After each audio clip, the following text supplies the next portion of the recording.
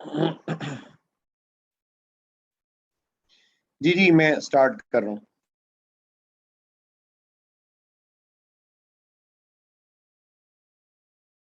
अस्सलाम वालेकुम स्टूडेंट्स।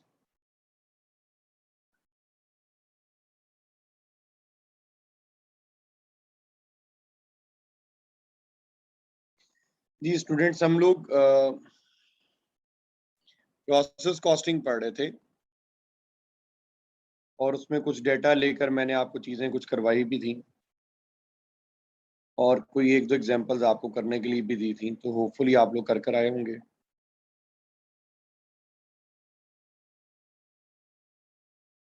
जी, एक तो नोट्स की एग्जांपल नंबर 1 थी और दूसरी ये वाली एग्जांपल नंबर 1 मैंने आपको करने के लिए दी थी। जी, आप सब लोगों ने की है एग्जांपल ये? काइंडली जरा क्विकली रिप्लाई कीजिएगा।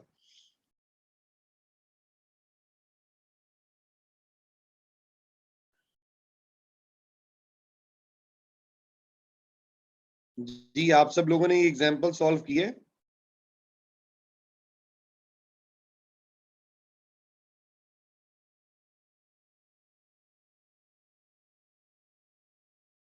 वो मैं देख लेता हूँ आशिर साहब, ये एग्जांपल सॉल्व की है, मैं ये पूछ रहा हूँ, ये कोई नहीं जवाब दे रहा मुझे।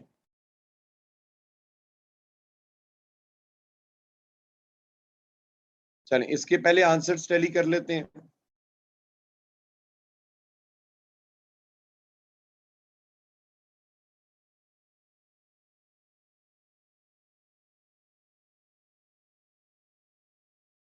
वो कोई मसला नहीं है, वो देख लेते हैं, कुछ तो थोड़ा सा फर्क आ सकता है। आपने मेन हमसा मसला ये है कि आप मेन मकसद है कि आपने किया, ट्राई किया, वो आंसर में थोड़ा बहुत वेरिएशन को फर्क आ जाता है, वो कोई इतना बड़ा मसला नहीं है। वो मैं अभी इसके साथ इसका आंसर आपके साथ जो है सोल्यूशन उसको शेयर करता हूँ, तो आप उसमें देखें कि जहाँ भी उसमें मसला मसाइल या जो भी मसले मसाइल हैं उसको एड्रेस कर लेते हैं, ये कोई इतनी बड़ी प्रॉब्लम नहीं है।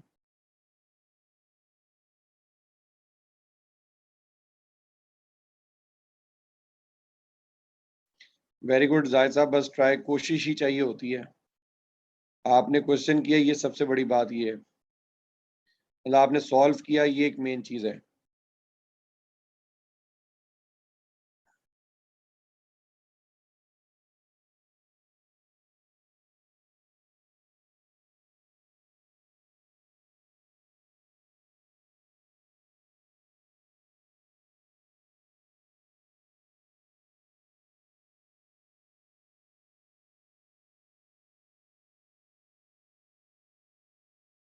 जी, ये ज़रा अपना आंसर टैली कर लीजिएगा। ये प्रोसेस अकाउंट बना हुआ है, इसमें ओपनिंग वर्क इन प्रोग्रेस तो हमारा नहीं था। डायरेक्ट मटेरियल कॉस्ट 5000 यूनिट्स है और मटेरियल कॉस्ट है हमारे पास 49875 की, और डायरेक्ट लेबर कॉस्ट हमारी लगी है 2500 की, और जो फैक्ट्री ओवरहेड्स हैं वो 60% है हमारी लेबर कॉस्ट का। अब अगर हमारी लेबर कॉस्ट 2500 है तो 2500 का 60% हमने लिया, वो आ रहा है हमारे पास 1500 आता है। जी, डेबिट साइड क्लियर है अब आप लोगों की?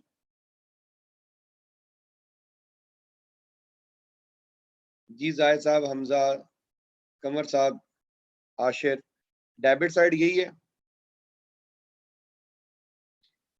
अब क्रेडिट साइड देखें, फिनिश गुड्स आपके पास 41,000 यूनिट्स की हैं, जिसकी वैल्यू है 46,412 रुपीज।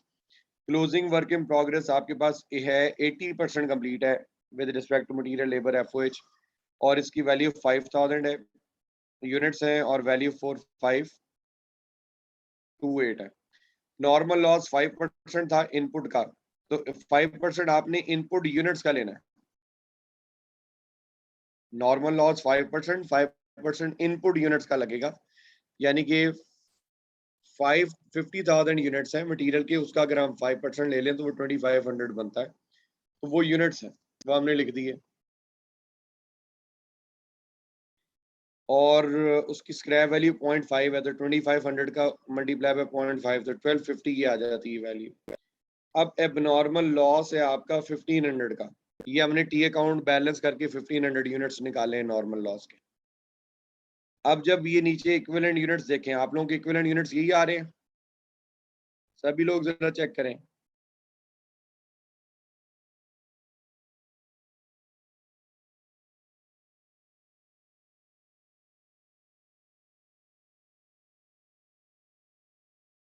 जी हमजा, आशिर, जाहिद साहब, कमर साहब, आप लोगों के इक्विवेलेंट यूनिट्स यही आ रहे हैं स्टूडेंट्स?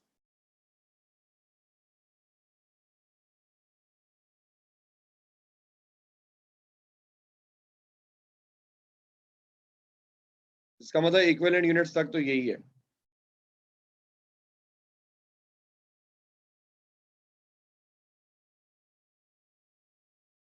नहीं नहीं जाहिद साहब, मुझे लग रहा है आपने 5000 पूरा ही लिख दिया क्लोजिंग का। बेसिकली क्लोजिंग की जो क्वांटिटी है वो 80% भी तो लेना था ना, क्योंकि क्लोजिंग में सिर्फ 80% पोर्शन कंप्लीट हुआ है। तो जितने परसेंट कंप्लीशन हुई है सिर्फ वही पार्ट आएगा।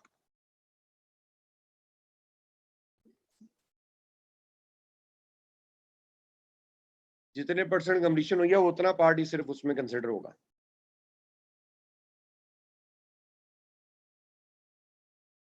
देखें आशिर, मैंने क्या किया, मैं इस सवाल को ठहरे, मैं इस क्वेश्चन को सॉल्व करवाता हूँ आपको। ऐसे नहीं ये मसला हल हो रहा। ये क्वेश्चन मैं सॉल्व करवा रहा हूँ, सब लोग फोकस कीजिएगा।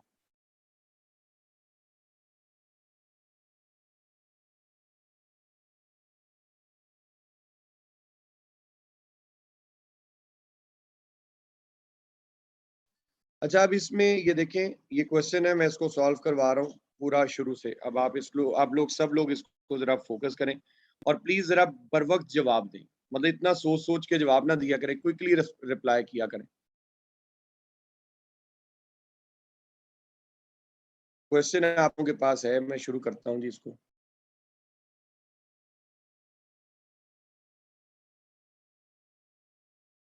ओपनिंग हमारे पास नहीं था।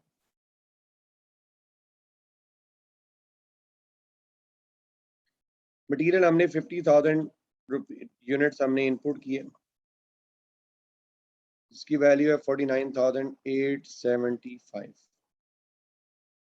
डायरेक्ट लेबर कॉस्ट 500 इंटू 5 की हमने,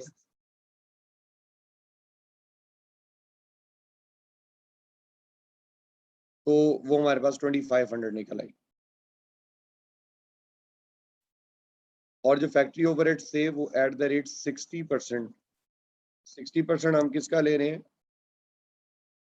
लेबर कॉस्ट का। वो 1500 बन जाता। अब जो इसकी आउटकम आ रही है हमारे पास, आउटपुट ये आ रही है कि हमने 41,000 लीटर यूनिट्स जो हैं वो कंप्लीट कर लिए।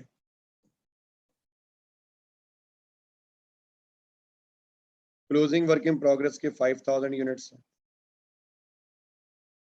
नॉर्मल लॉस उसने बताया 5%। 5% हम लेंगे इसका 50,000 का, वो बन जाता है 2500। और इसकी स्क्रैप वैल्यू है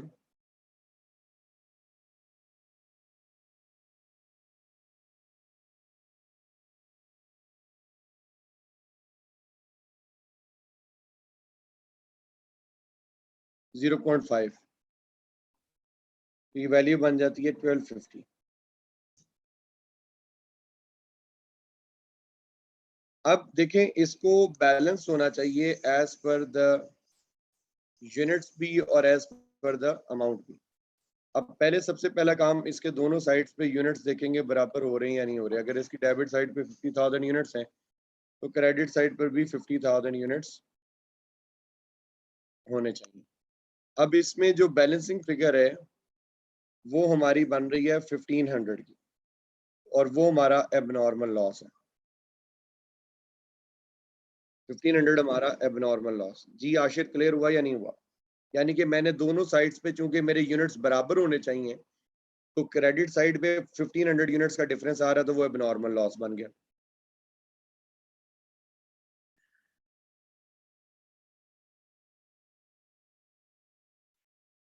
अच्छा, अब लेकिन ये जरूरी नहीं आशिर कि हमेशा बैलेंसिंग फिगर एबनॉर्मल लॉस ही होगी।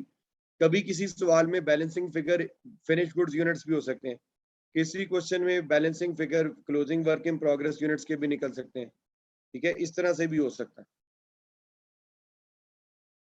और हमारी टोटल इनपुट कॉस्ट कितनी बन रही है? 49,850 प्लस 2,500 प्लस 1,500, इनको ऐड कर लें तो ये हमारा बन जाता है 53,875। ये हमारी टोटल इनपुट कॉस्ट है। अब हमने निकालने इक्विवेलेंट यूनिट्स। अब जब हम इक्विवेलेंट यूनिट्स निकालेंगे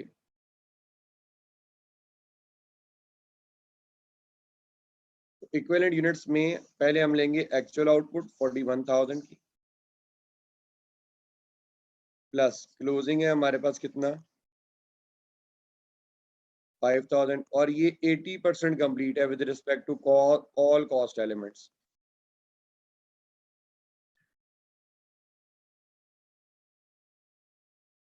और प्लस इसमें 1,500 का abnormal loss.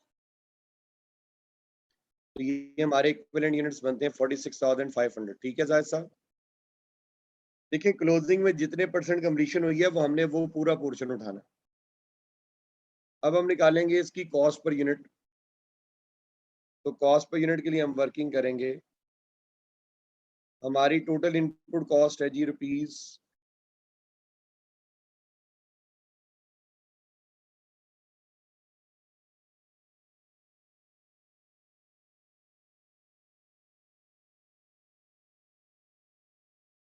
53,875 minus normal loss की स्क्रैप वैल्यू 1250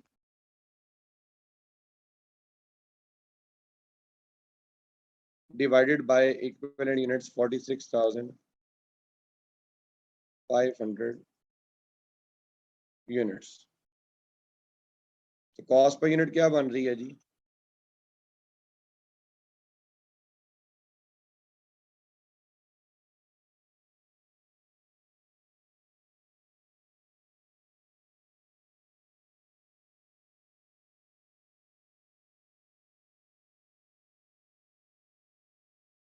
वन 1.131, ये हमारी कॉस्ट पर यूनिट निकले। यहां तक किसी का कोई इशू है, कोई कंफ्यूजन है, कोई कंफ्लिक्ट है तो अभी क्लियर कर लें।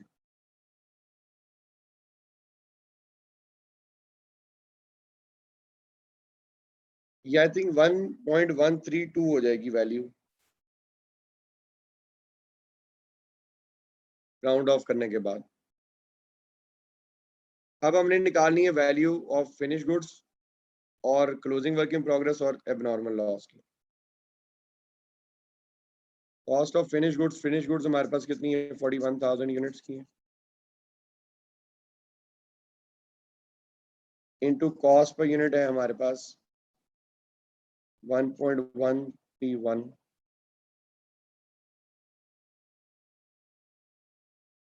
Per unit.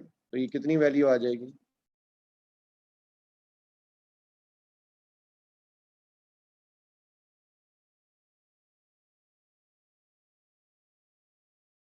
$46,412 हम यहाँ लिख देंगे।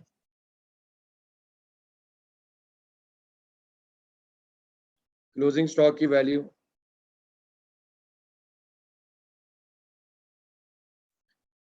Closing work in progress units हमारे पास 5,000 है,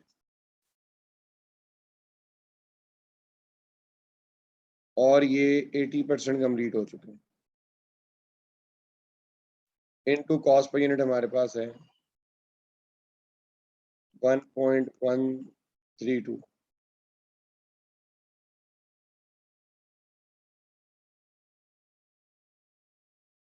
ये वैल्यू बन गई 1698।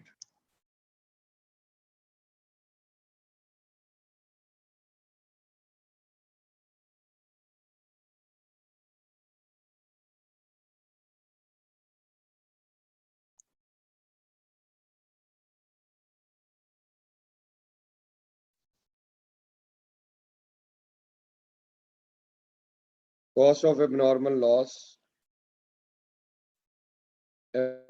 लॉस यूनिट्स हैं जी इसमें हमारे पास 1500 के।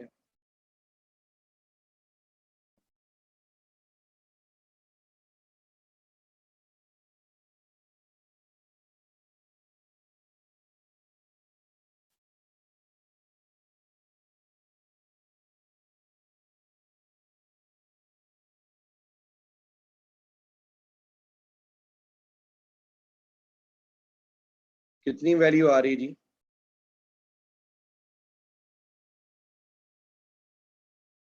नहीं नहीं, क्या कर रहे हैं भाई साहब?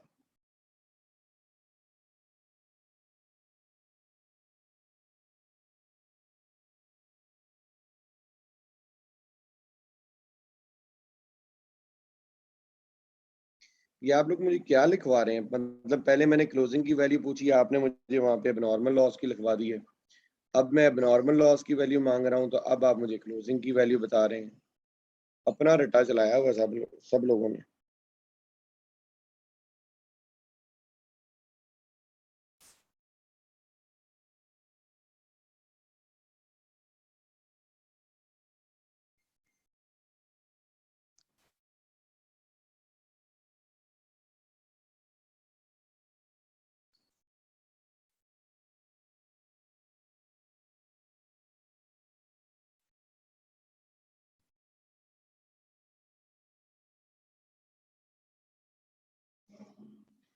हाँ जी, टोटल कीजिएगा, क्या आ रही है वैल्यू?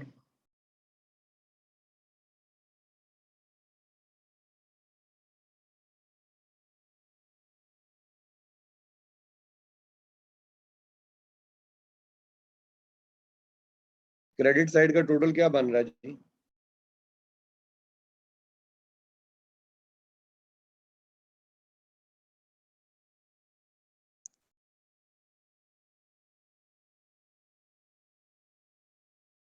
ठीक हो गया, ये बैलेंस आ रहा है जी 53,888। ये 12-13 का फर्क आ रहा है, वो इसकी कॉस्ट पर यूनिट एग्जैक्ट ना होने की वजह से आ रहा है। खैर है, इतने की खैर है।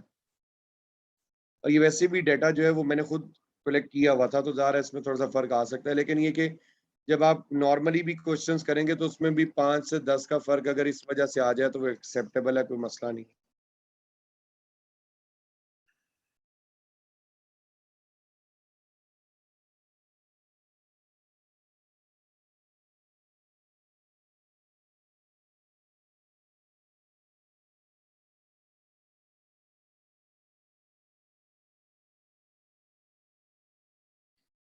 जी ओके, हो गया, मसले मसाइल इसमें खत्म हो गए सबके।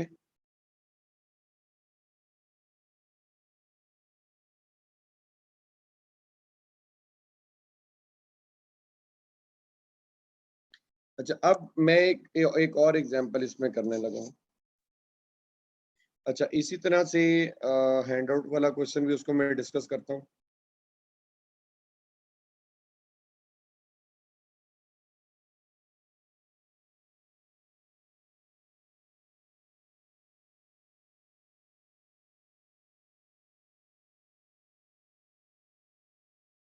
ये क्वेश्चन आपका होमवर्क है,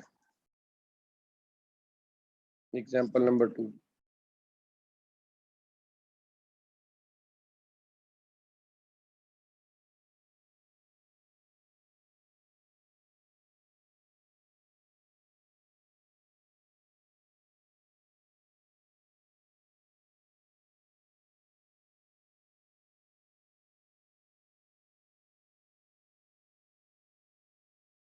अच्छा, एक क्वेश्चन हम लोग करने लगे हैं जी, एग्जांपल नंबर 3। कहता है जी, Charlie Limited manufactures chemical by raw material being processed through two processes. The output of process A is passed to process B, where further material is added to the mix. The details of the process cost for the August were as shown below. कहते हैं कि दो processes हैं जिनसे गुजरने के बाद आपकी जो प्रोडक्शन है वो कंप्लीट होती है, यानी कि प्रोडक्ट की मैन्युफैक्चरिंग कंप्लीट होती है दो प्रोसेसेस से गुजर जाने के बाद। अब प्रोडक्ट जा रहा है, जो प्रोसेस ए में हमारी कंप्लीशन होगी वो प्रोसेस बी में जाएगी, जहाँ पर उसके ऊपर फिर फर्दर काम किया जाएगा। ये क्वेश्चन जो स्टूडेंट्स मैं करने लगा हूँ ये बड़ा इंपॉर्टेंट क्वेश्चन है। इसकी बेस पे हम इसकी जो ओवरहेड्स की एंट्रीज हैं वो हम डिस्कस करेंगे। इसकी सॉरी प्रोसेस कॉस्टिंग की जो एंट्री है डबल एंट्री वो हम डिस्कस करेंगे। इसलिए ज़रा इसको पूरी कंसंट्रेशन के साथ आप लोग जो है वो समझें अच्छे तरीके से।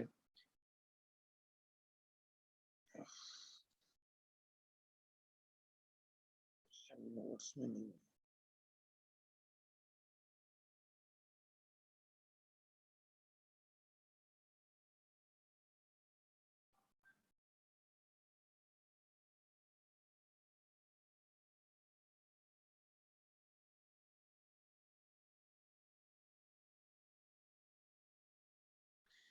अच्छा जी, इस क्वेश्चन को जरा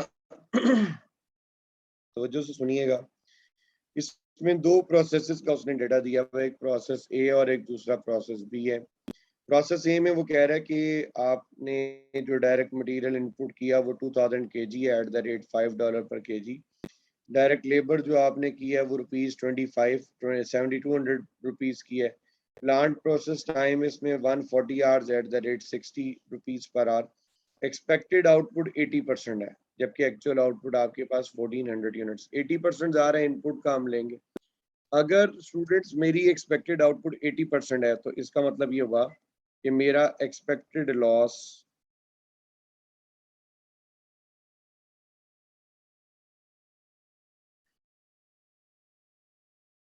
इसका मतलब है कि मेरा एक्सपेक्टेड लॉस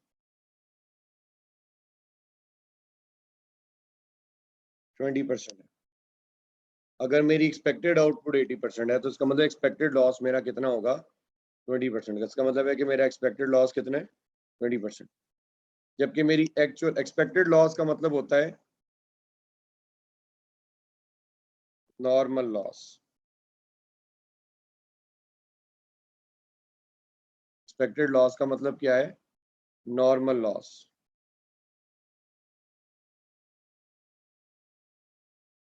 एक्सपेक्टेड लॉस का मतलब क्या है नॉर्मल लॉस। अगर एक्सपेक्टेड आउटपुट 80% है तो उसका मतलब मेरा नॉर्मल लॉस जो है वो 20% ऑफ इनपुट होगा। यानी कि इस 200 kg का 20% मेरा नॉर्मल लॉस। अब कह रहे थे overhead the department overheads for August was 6,840 rupees and is absorbed into the cost of each process on direct labor cost। कहते हैं कि ये जो 6,840 रुपीज की जो हमारी ओवरहेड कॉस्ट है डिपार्टमेंट ओवरहेड कॉस्ट है ये आपकी उसने बताई है। और ये प्रोसेस ए और प्रोसेस बी दोनों की है कंबाइन। वो ये कह रहा है कि ये लेबर कॉस्ट की बेस पे एब्जॉर्ब होती है। Normal loss is contaminated material which is sold as scrap for ₹0.5 per kg from process A and ₹1.825 per kg from process B, for both of which immediate payment is received। वो कह रहा है कि पहली बात तो ये कि यहाँ तक जो उसने बात की है ओवरहेड्स वाली, तो यहाँ पे पहले हम अपना क्या निकालेंगे ओवरहेड निकालेंगे। और ओवरहेड निकलेगा हमारे दोनों प्रोसेसेस की लेबर कॉस्ट की बेस पर। यानी कि ये वैल्यू और ये वैल्यू अगर मैं इनको ऐड कर लूं तो मेरी टोटल जो वैल्यू बनती है वो बनती है 11,400 रुपीज। ठीक है। अब जब इसमें आप ओवरहेड एब्जॉर्प्शन परसेंटेज निकालेंगे आपके ओवरहेड्स हैं 6,840 rupees divided by total labour cost 11,400 multiply by 100। तो ये रेट आपके पास निकला 60% of direct labour cost. 60% of direct labour cost. जैसे प्रीवियस एक क्वेश्चन में भी उसने आपको ओवरहेड कॉस्ट इसी तरह बताई हुई थी 60% ऑफ लेबर कॉस्ट। इसी तरह इसमें भी ये आपको बता रहा है 60% ऑफ लेबर कॉस्ट। कह रहे हैं नॉर्मल लॉस जो प्रोसेस 1 में हो रहा है उसकी स्क्रैप वैल्यू 0.5 है, जो कि प्रोसेस बी में हो रहा है उसकी स्क्रैप वैल्यू 1.825 है। अब ये हमने पहले प्रोसेस ए को कंप्लीट करना है फिर हम प्रोसेस बी करेंगे। लेकिन स्टूडेंट्स इसको जरा काइंडली पूरी तवज्जो के साथ जरा समझ लें, क्योंकि इसकी जो हम ये क्वेश्चन कर रहे हैं इसी की बेस पर फिर हमने इस क्वेश्चन की बेस पर प्रोसेस कॉस्टिंग की एंट्रीज करनी। इसलिए हर बच्चा जो है, आप में से हर स्टूडेंट जो है, वो पूरी कंसंट्रेशन के साथ मेरी बात को सुने। चीज मुश्किल नहीं है, चीजें बहुत आसान है, लेकिन स्टिल आप लोगों की तवज्जो रिक्वायर्ड। हम सबसे पहले इसका प्रोसेस ए अकाउंट बनाएंगे।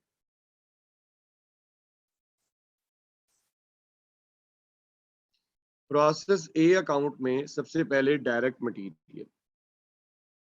मटेरियल वो कह रहा था जी 2000 kgs हमने इनपुट किए एट द रेट 5, तो इसका मतलब इनकी वैल्यू कितनी होगी 10,000। अच्छा, एक काम करें, जरा इस क्वेश्चन की जरा एक स्क्रीनशॉट ले लें जरा क्विकली, ताकि जब फिर हम आगे करें तो ये स्लाइड आपके पास, ये क्वेश्चन जो है ये आपके पास अवेलेबल हो।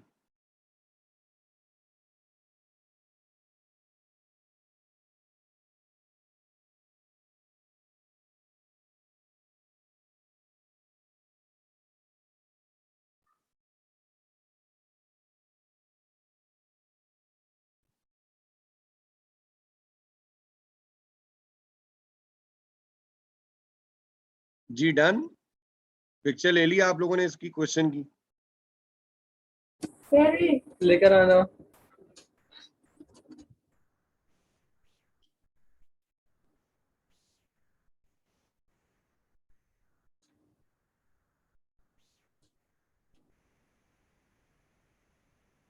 अच्छा, अब लिसन, इसमें हम ये करेंगे,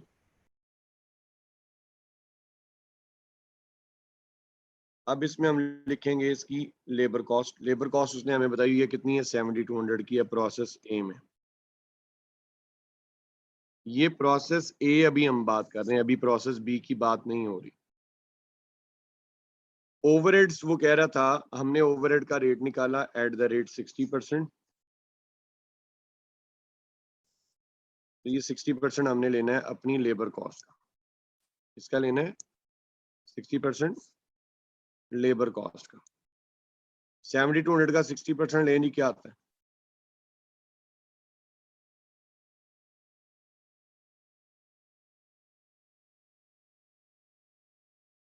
4320। एक्सीलेंट हो गया। बस इसी स्पीड से जरा मुझे आप लोगों का रिप्लाई चाहिए होगा। 4320, ये हमने ओवरहेड्स एब्जॉर्ब लिख दिया। अब अगली चीज इसके अंदर आती है हमारे प्लांट प्रोसेस टाइम।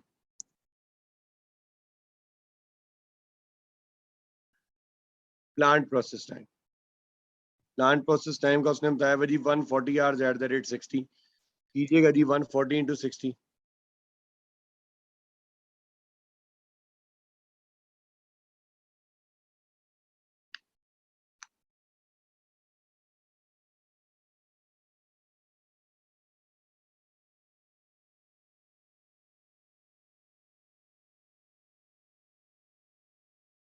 जी स्टूडेंट्स, 140 इंटू 60 कितना आता है?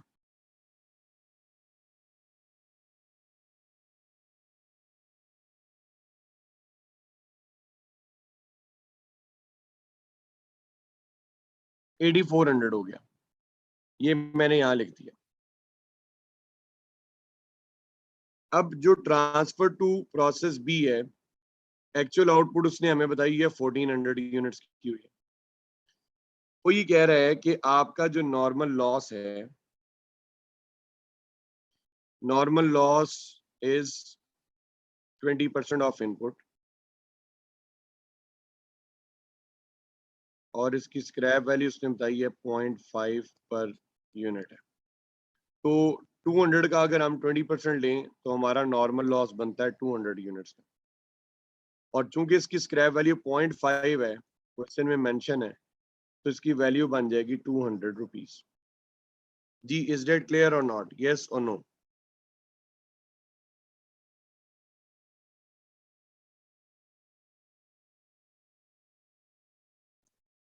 अब अगर मेरी डेबिट साइड पे टोटल यूनिट्स 2000 है, तो इसका मतलब फिर क्रेडिट साइड पे भी 2000 होने चाहिए, लेकिन इधर जो है वो 200 का मेरे पास क्या आ रहा है, एबनॉर्मल लॉस।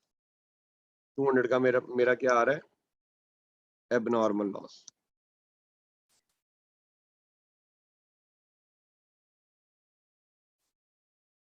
जी students, is that clear or not? ये बात क्लियर होगी या नहीं हुई? काइंडली रिप्लाई कीजिएगा यस और नो में।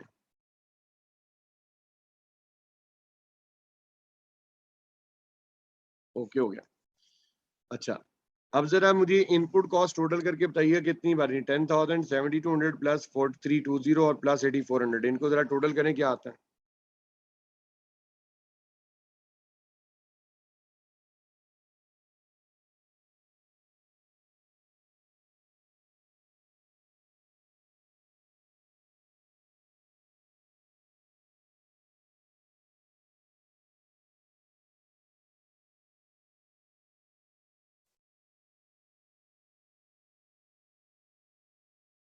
$29,920 आपकी डेबिट साइड का टोटल है।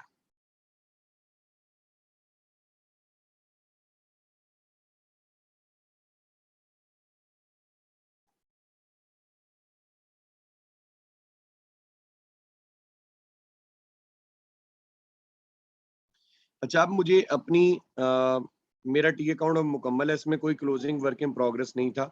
अब सिंपली मुझे क्या करना है, अपने इक्विवेलेंट यूनिट्स निकालने हैं। इसमें मेरे इक्विवेलेंट यूनिट्स क्या बनेंगे, मेरी एक्चुअल आउटपुट है 1400 यूनिट्स की,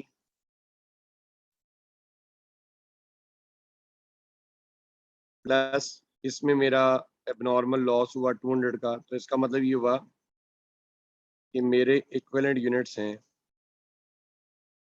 1600 यूनिट्स। इसमें क्लोजिंग वर्क इन प्रोग्रेस नहीं हुआ, तो इसलिए उसके हमने कोई वर्किंग उसमें शामिल नहीं की फॉर्मूले में। अब निकालेंगे हम कॉस्ट पर यूनिट। अब हम क्या कैलकुलेट करेंगे, cost per unit.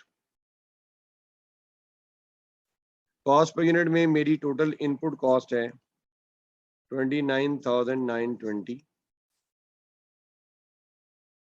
Minus normal loss की वैल्यू क्या है 200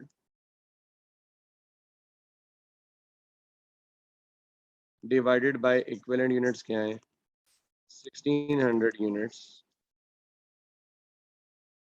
आपके पास कॉस्ट पर यूनिट क्या आ रही है,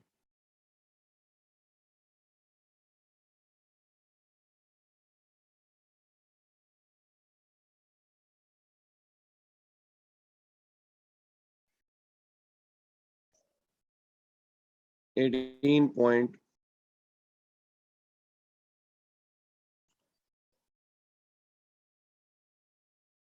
18.575 पर यूनिट, 18.575 पर यूनिट, ये हमने इसकी कॉस्ट पर यूनिट निकाल ली।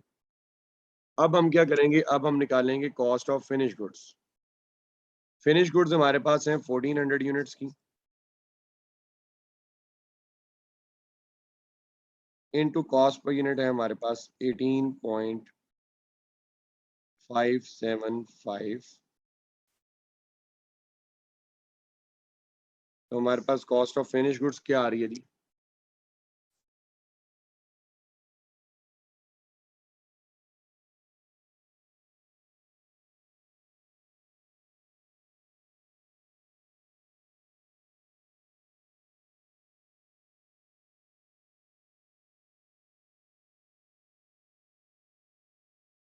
$26,005।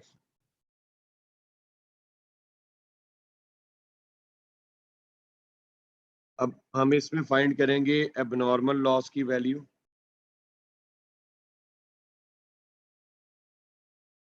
एबनॉर्मल लॉस हुआ है हमारा इसमें कितने का, 200 यूनिट्स का, तो 200 units multiply by cost per unit is 18.575 per unit, that is equals to जी कितनी वैल्यू बनी है नॉर्मल लॉस की,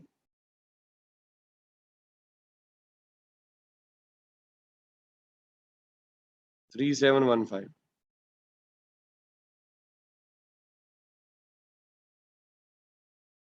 अब जरा क्रेडिट साइड का टोटल कीजिएगा क्या बन रहा है,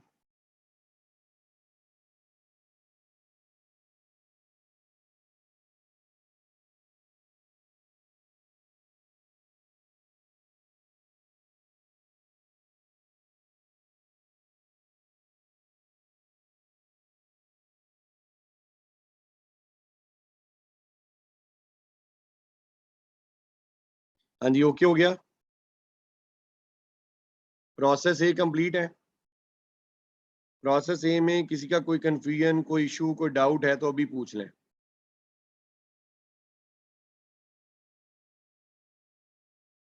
अब हम प्रोसेस बी बनाएंगे, लेकिन लिसन, जब हम प्रोसेस बी बनाएंगे तो ये जो हमारी आउटपुट थी ट्रांसफर टू प्रोसेस बी, ये अब प्रोसेस बी की इनपुट बन जाएगी। ये प्रोसेस बी की क्या बनेगी? इनपुट। अच्छा, अब हम अपनी डिस्कशन करते हैं प्रोसेस बी के बारे से। कह रहा है कि जी प्रोसेस बी में हमारे पास हमने मजीद इनपुट किया 1400 kg का at the rate 12.5, sorry at the rate 12 पर kg। डायरेक्ट लेबर कॉस्ट 4200 है, plant process time 80 hours at the rate 72.5 है पर आवर। और एक्सपेक्टेड आउटपुट जो है, एक्सपेक्टेड आउटपुट इज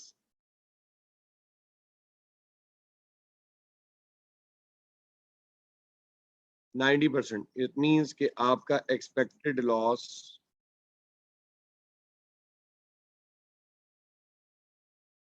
आपका एक्सपेक्टेड लॉस 10% है। एक्सपेक्टेड लॉस का मतलब है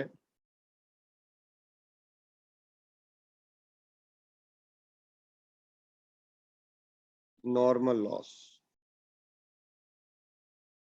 एक्सपेक्टेड लॉस का मतलब क्या है? Normal loss. लेकिन हमारे पास जो एक्चुअल आउटपुट आई है वो 2620 की है, और इसमें नॉर्मल लॉस की जो वैल्यू है, स्क्रैप वैल्यू, वो ये है, जबकि प्रोसेस ए में हमारी स्क्रैप वैल्यू 0.5 थी। अब जो स्क्रैप वैल्यू है 1.825।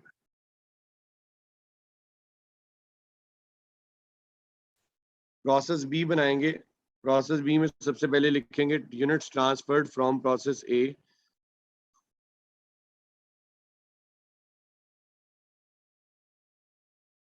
फोर्टीन 1400 यूनिट्स हैं जिनकी वर्थ है 26,005।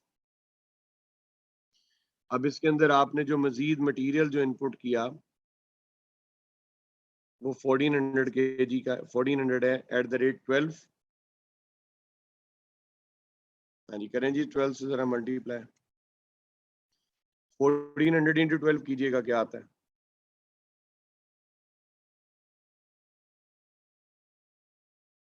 16,800।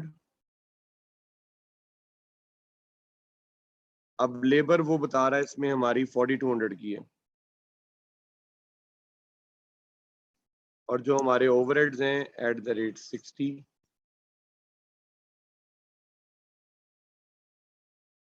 वो हमारे बन रहे हैं 2520। और जो हमारा इसमें प्लांट प्रोसेस टाइम है वो 5800 का है, यानी कि 80 इंटू 72 करेंगे तो 5800 इसका प्लांट प्रोसेस टाइम आता है।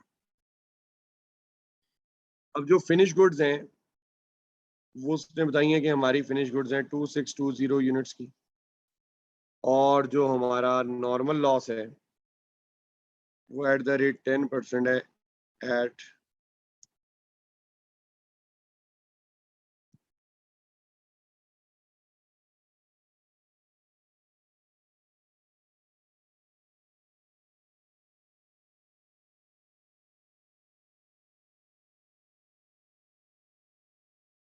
1.825। तो अगर हम 10% ले लें, अब याद रहे कि हमारी टोटल इनपुट 2800 है, तो 2800 का 10% 280 बनेगा। 280 इंटू 1.825 करेंगे तो ये 511 आती है वैल्यू इसकी नॉर्मल लॉस की। इसमें किसी को कोई इशू यहाँ तक अभी तक जो मैंने लिखा, अभी तक जो मैंने लिखा है इसमें अगर किसी का कोई इशू है, कोई कंफ्यूजन है तो अभी पूछ लें।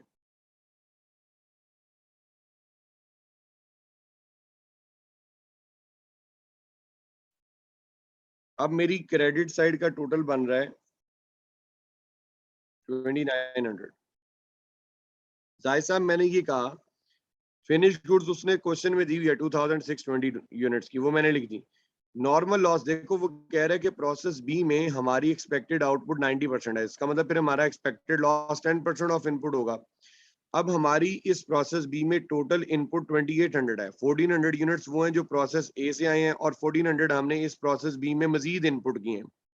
तो इसका मतलब ये हुआ कि हमारी टोटल इनपुट 2800 यूनिट्स की है। हमारी टोटल इनपुट कितने की है? 2800 यूनिट्स की है।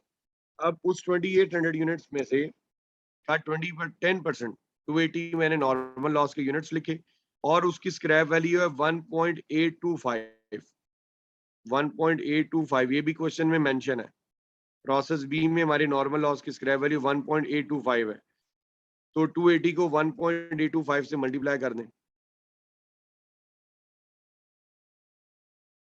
तो ये वैल्यू आ जाएगी 511। अब अगर मैं यूनिट्स को बैलेंस करता हूं तो मेरी क्रेडिट साइड पे यूनिट्स बन रहे हैं 2900, तो मेरी डेबिट साइड पे भी टोटल नंबर ऑफ यूनिट्स क्या होने चाहिए?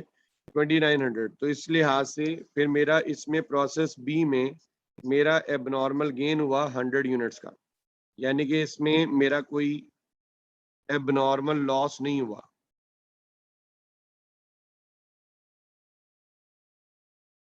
जी क्लियर हुई बात या नहीं हुई? Yes or no? Process B का टी अकाउंट क्लियर है सबको? जल्दी से बताइएगा।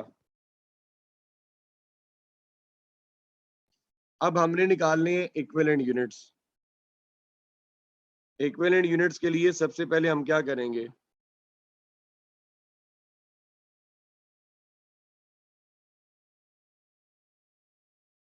हम अपनी एक्चुअल आउटपुट लेंगे 2620 की, माइनस 100 यूनिट्स का गेन हो तो हम माइनस करते हैं। इसका मतलब है कि हमारे इक्विवेलेंट यूनिट्स क्या बने? 2520 यूनिट्स। हमारे इक्विवेलेंट यूनिट्स क्या बने? 2520 यूनिट्स। अब हमने निकालनी है कॉस्ट पर यूनिट।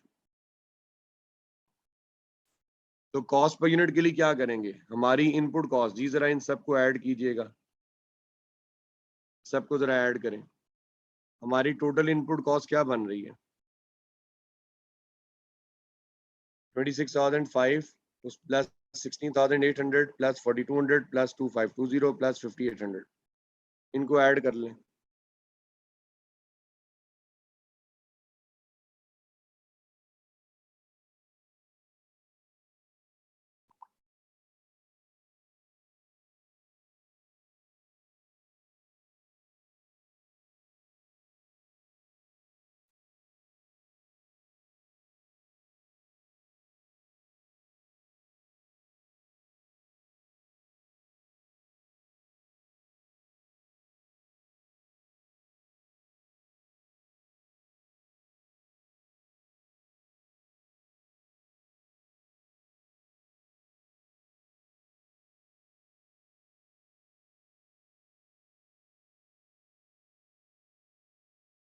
जी हमारी इनपुट टोटल इनपुट कॉस्ट बन रही है ₹55,325। इसमें से नॉर्मल लॉस की स्क्रैप वैल्यू हम माइनस करेंगे 511 और फिर इसको डिवाइड कर देंगे इक्विवेलेंट यूनिट्स हमारे 2520 यूनिट्स। तो हमारी कॉस्ट पर यूनिट क्या बन रही है जी?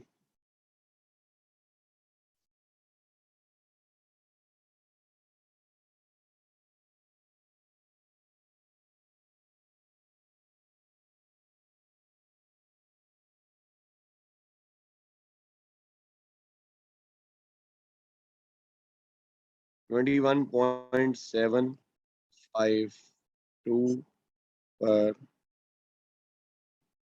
यूनिट। ये हमारे पास इसकी कॉस्ट पर यूनिट आई है। अब जब कॉस्ट पर यूनिट निकल आई है तो अब हम निकालेंगे कॉस्ट ऑफ फिनिश गुड्स। हमारे पास एक्चुअल आउटपुट है 2620 यूनिट्स की, इनटू करेंगे cost per unit 21.752।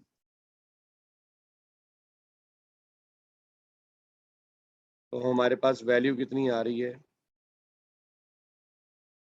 Ji? 2620 multiply by 21.752।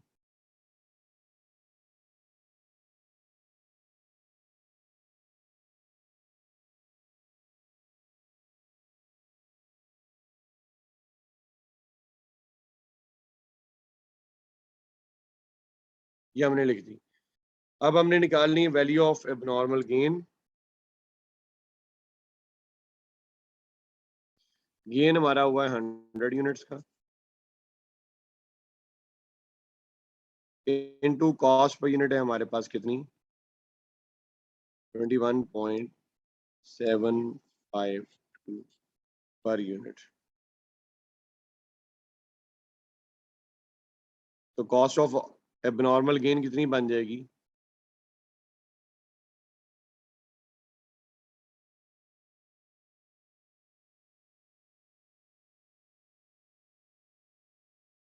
2175। ये हमारे पास इसकी वैल्यू आएगी। अब जरा डेबिट साइड का टोटल कीजिएगा क्या बन रहा है।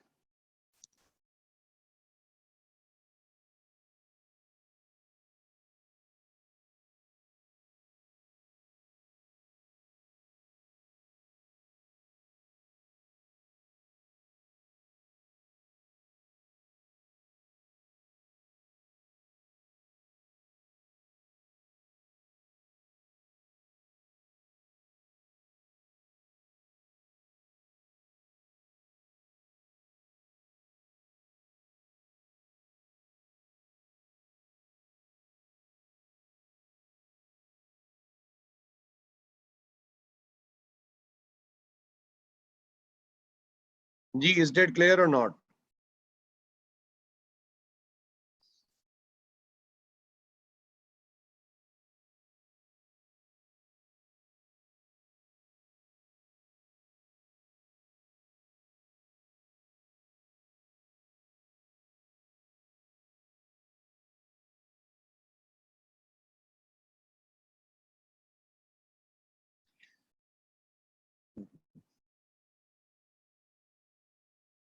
ओके हो गया। ये थे हमारा प्रोसेस ए और प्रोसेस बी स्टूडेंट्स। अब इसकी है एंट्रीज, प्रोसेस की कॉस्टिंग की एंट्रीज हैं, इसी क्वेश्चन की बेस पे हम इसकी एंट्रीज करेंगे।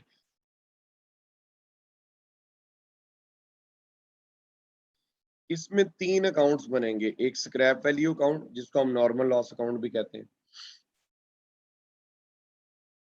एक बनेगा एबनॉर्मल लॉस अकाउंट और तीसरा बनेगा एबनॉर्मल गेन अकाउंट। तो इसमें 3 टी अकाउंट्स हम लोग बनाएंगे।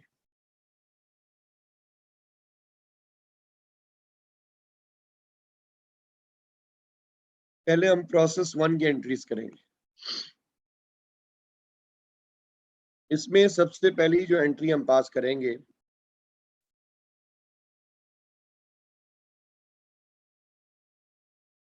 फर्स्ट एंट्री, वो नॉर्मल लॉस की एंट्री है। जी students, normal loss process a account में क्या हो रहा है, डेबिट या credit? Normal loss process a account में क्या हो रहा है, डेबिट हो रहा है या क्रेडिट हो रहा है?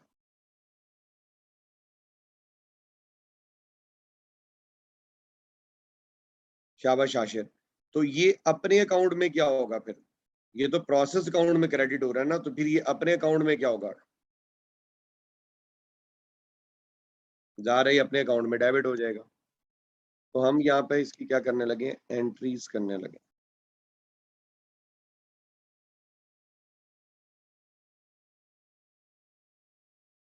तो पहली एंट्री हमारी बनेगी नॉर्मल लॉस के साथ।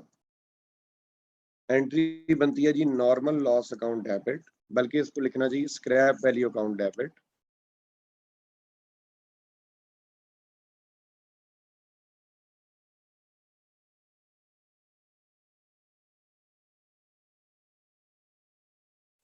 और प्रोसेस ए अकाउंट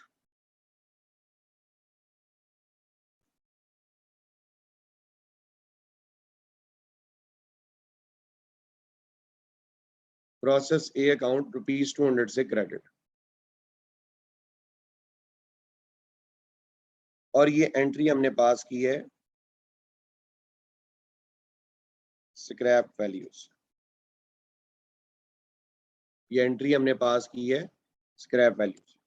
अब अगर हम इसको टी अकाउंट में इसकी पोस्टिंग करें, तो अब प्रोसेस अकाउंट में तो लिखा हुआ है, स्क्रैप वैल्यू के अकाउंट में ये डेबिट साइड पर आ जाएगा। हम लिखेंगे प्रोसेस ए के अगेंस्ट ये डेबिट हो रहा है ₹200। जी इसमें किसी को कोई इशू?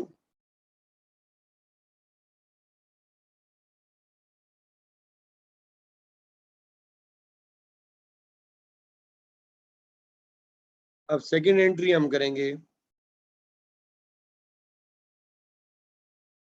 एबनॉर्मल लॉस की। एबनॉर्मल लॉस प्रोसेस अकाउंट में क्या हो रहा है? क्रेडिट हो रहा है। एबनॉर्मल लॉस प्रोसेस अकाउंट में क्या हो रहा है? क्रेडिट हो रहा है। तो अपने अकाउंट में क्या होगा? ये एबनॉर्मल लॉस अपने अकाउंट में क्या होगा? डेबिट होगा। शाबाश। तो हमारी एंट्री बन गई एबनॉर्मल लॉस अकाउंट डेबिट।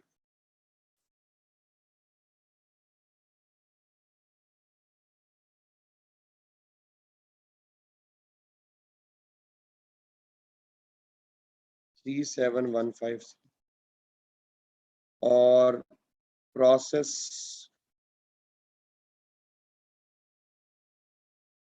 ए account credit ₹3715।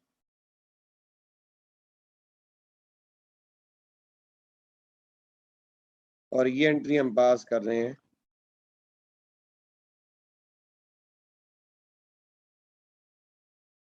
Cost per unit से।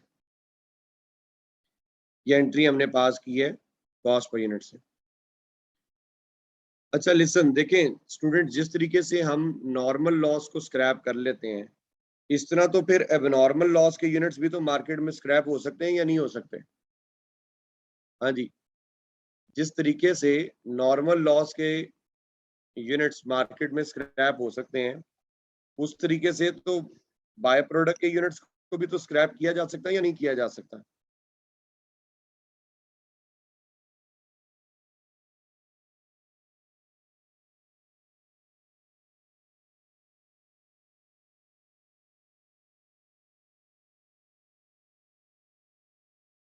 और यस और नो?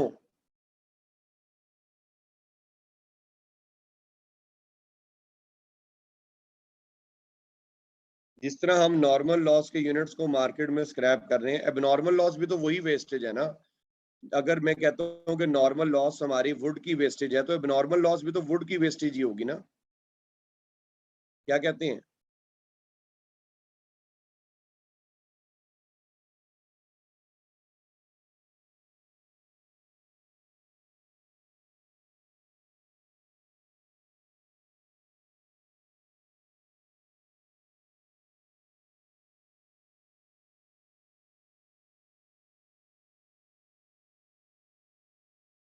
नहीं, हमसे आपको नहीं क्लियर हुआ।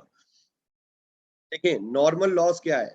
वुड की वेस्टेज है। फॉर एग्जांपल हम अगर फर्नीचर आइटम बना रहे हैं, तो फर्नीचर बनाते हुए हम लोग वुड की कटिंग करते हैं, कटिंग में कुछ वुड आपकी कट पीसेस में ज़ाया होती है, तो वो हमारी नॉर्मल लॉस है।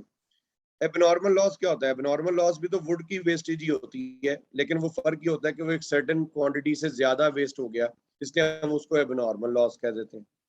तो अगर नॉर्मल वाली वेस्टेज मार्केट में स्क्रैप हो सकती है, तो फिर एबनॉर्मल वाली भी तो स्क्रैप होनी चाहिए।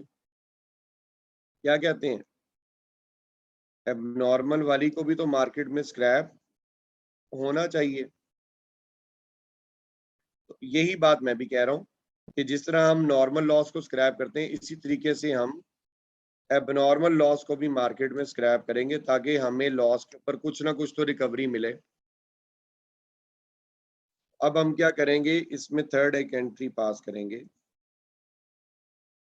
थर्ड एंट्री ये है कि जी स्क्रैप वैल्यू अकाउंट डेबिट, क्योंकि जब हम एबनॉर्मल लॉस यूनिट्स को स्क्रैप करेंगे तो बदले में हमें क्या मिलेगी? स्क्रैप वैल्यू मिलेगी। तो scrap value account debit with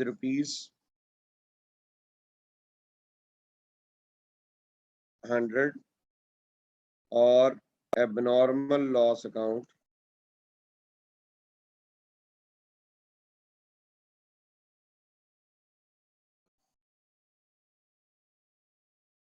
₹100 से क्रेडिट।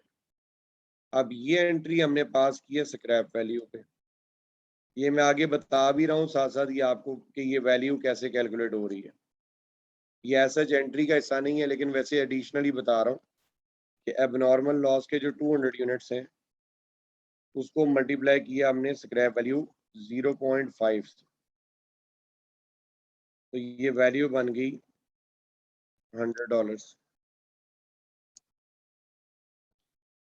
तो इसकी हम इसमें अब जब एंट्री करेंगे तो स्क्रैप वैल्यू अकाउंट हमारा डेबिट हो रहा है,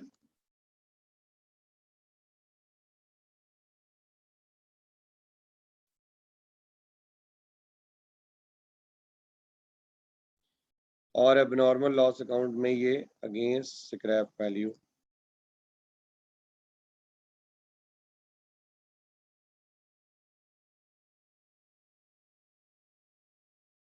जी इसमें किसी को कोई इशू?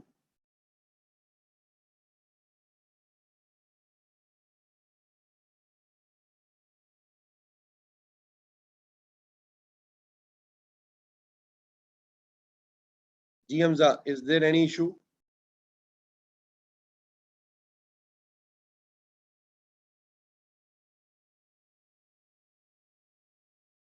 अब इसका मतलब है कि हमारा जो बकाया, जो नेट लॉस रह गया, हमारा जो बकाया नेट लॉस रह गया, वो नेट लॉस हम किधर चार्ज कर देंगे? एसपीएल में, यानी कि इनकम स्टेटमेंट में हम चार्ज कर देंगे। हमारा बकाया का नेट लॉस जो है वो बनता है 3615 का, जो कि कहाँ चार्ज होगा? इनकम स्टेटमेंट में चार्ज होगा। कहाँ चार्ज होगा? इनकम स्टेटमेंट में। इसकी बेस पे हमारी नेट एंट्री बनेगी।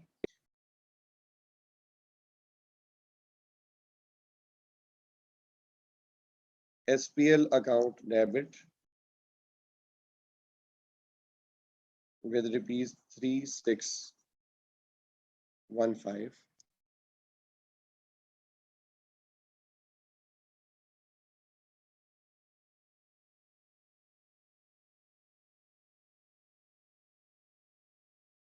abnormal loss account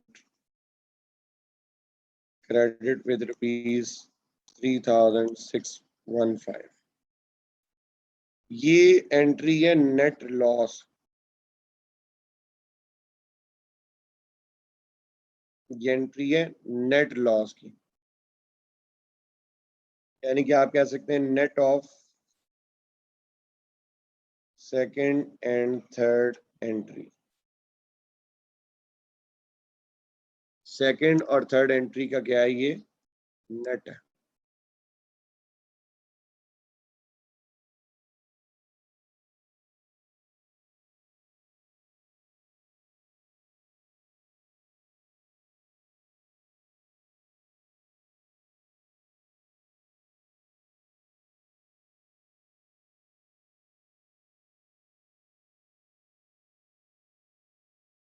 प्रोसेस एक की एंट्री है, सबको क्लियर है?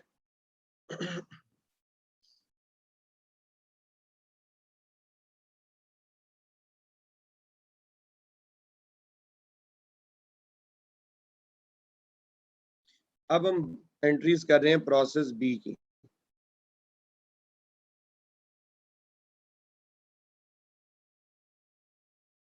प्रोसेस बी की एंट्रीज हैं, उसमें पहली एंट्री आएगी नॉर्मल लॉस की,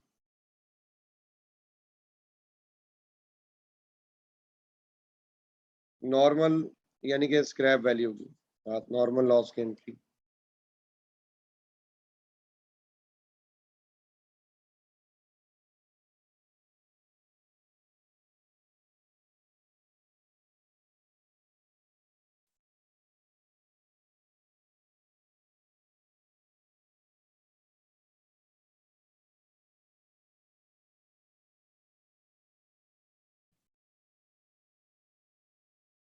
ये एंट्री आपने पास कर दी है स्क्रैप वैल्यू।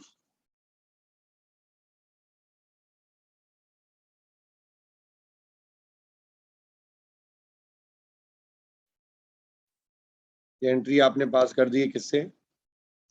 स्क्रैप वैल्यू से।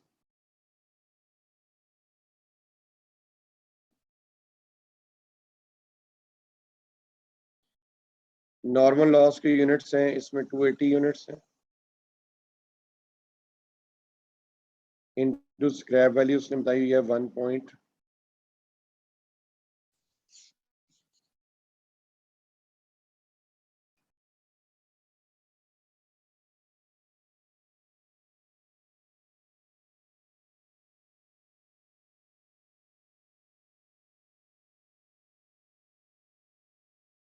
स्क्रैप वैल्यू उसने बताई है 1.825, तो ये वैल्यू बन गई 511। अब सेकेंड एंट्री इसमें बनेगी एबनॉर्मल गेन की। एबनॉर्मल गेन प्रोसेस अकाउंट में किस साइड पे आ रहा है? डेबिट साइड पे आ रहा है। एबनॉर्मल गेन इसमें प्रोसेस अकाउंट में किस साइड पे आ रहा है? डेबिट साइड पे। तो इसका डुअल इफेक्ट जो है वो इसके अपने टी अकाउंट में किस साइड पे आएगा? क्रेडिट साइड पे। तो इसका मतलब है कि ये एंट्री बनेगी प्रोसेस बी अकाउंट डेबिट,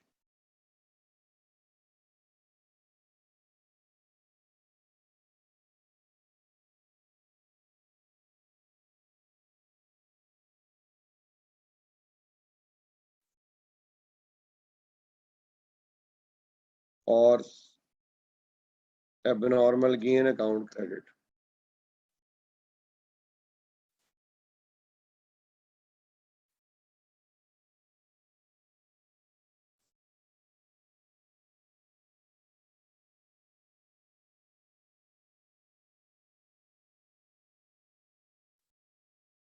तो ये एंट्री हमने पास कर दी किस पे?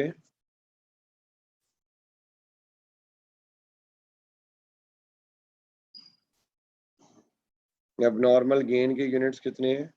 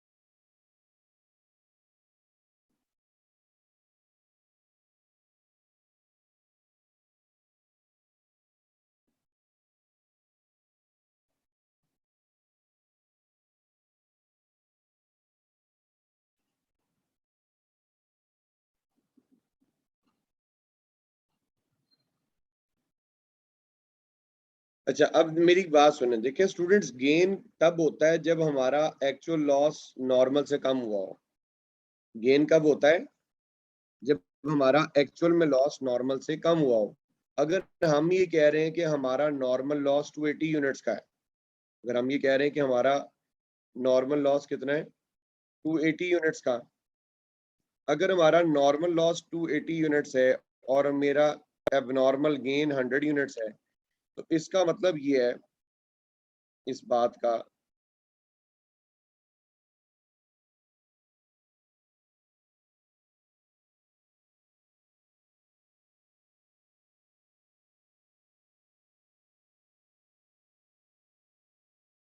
इसका मतलब ये कि एक्चुअल में जो लॉस हुआ है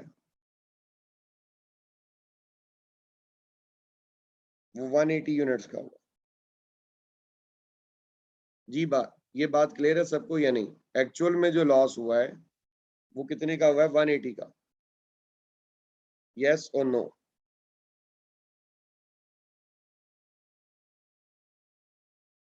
तो इसका मतलब जब असल में लॉस 180 का हुआ है, तो फिर स्क्रैप भी वन हम लोग मार्केट में 180 करेंगे, 280 तो नहीं कर सकते। क्या कहते हैं आप लोग? जब हमारा एक्चुअल में लॉस 180 यूनिट्स का है, तो फिर हम मार्केट में स्क्रैप कितना करेंगे?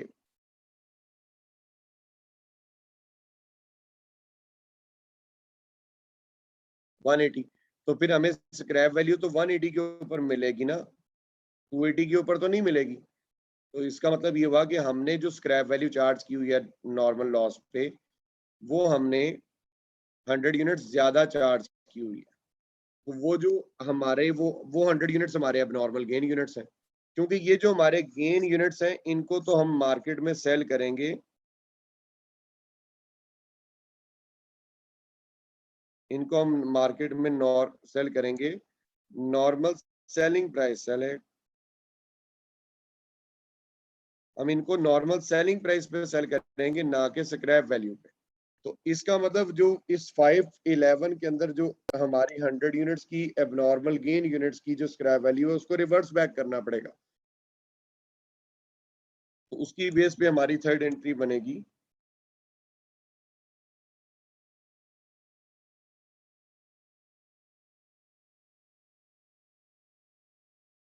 Abnormal gain account debit,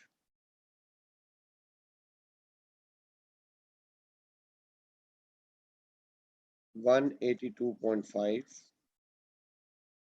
and scrap value account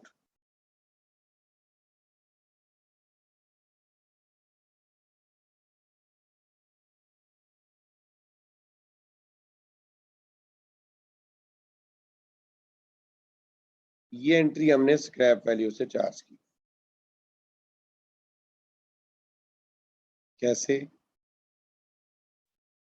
100 units का हमारा एबनॉर्मल गेन है, इन गेन यूनिट्स पे जो स्क्रैप वैल्यू उसने नॉर्मल लॉस में डाली हुई है 1.825 के रेट पे, वो हमने रिवर्स बैक कर दी।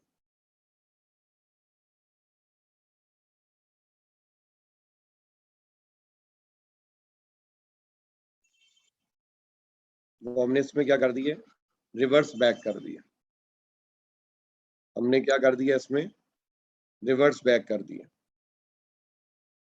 तो इसमें एबनॉर्मल गेन के अगेंस्ट नॉर्मल लॉस में क्रेडिट होगा,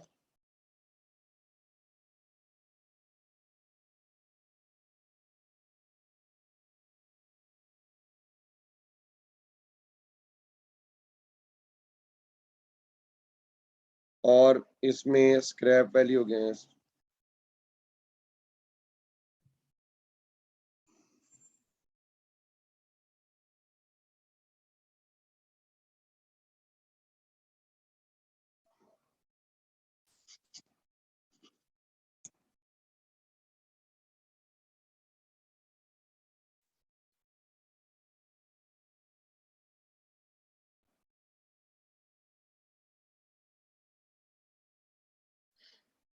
अब जो नेट बैलेंस होगा वो चार्ज ट्रांसफर हो जाएगा एसपीएल अकाउंट में।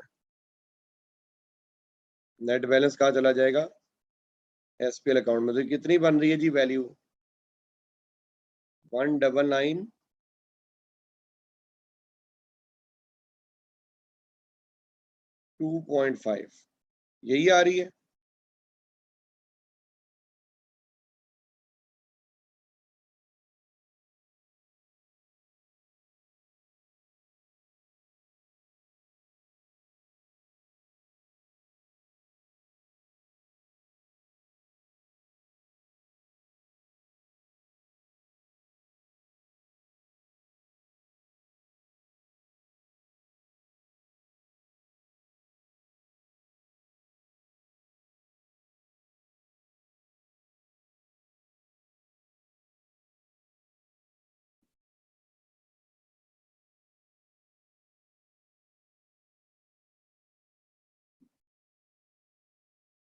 तो ये हमारी फाइनल एंट्री बनेगी 199.2.5।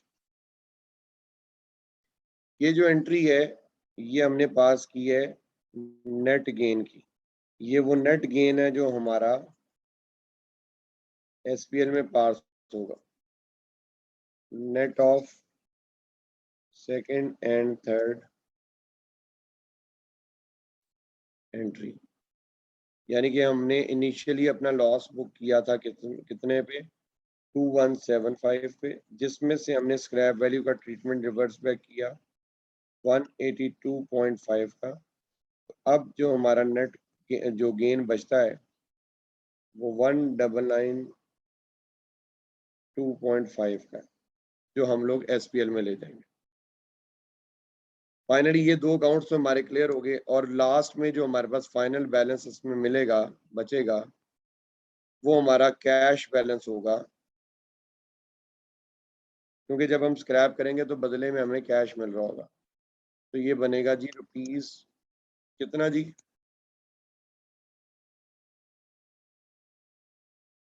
आई गेस 628.5 बनता है जी। प्रोसेस की एंट्रीज क्लियर है आप लोगों को? स्टूडेंट्स जरा क्विकली बताइएगा।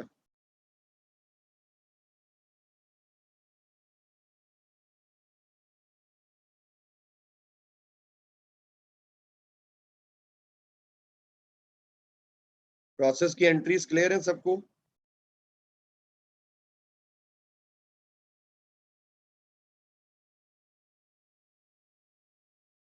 ओके हो गया। अच्छा लिसन, अभी तक हमने जो पढ़ा उसमें ये था कि जो क्लोजिंग वर्क इन प्रोग्रेस है उसकी परसेंटेज ऑफ कंप्लीशन सेम है with respect to all cost elements. Students लेकिन प्रैक्टिकली ऐसा नहीं होता। जो हमारा क्लोजिंग वर्क इन प्रोग्रेस होता है उसकी परसेंटेज ऑफ कंप्लीशन हमेशा सेम नहीं होती with respect to all cost elements.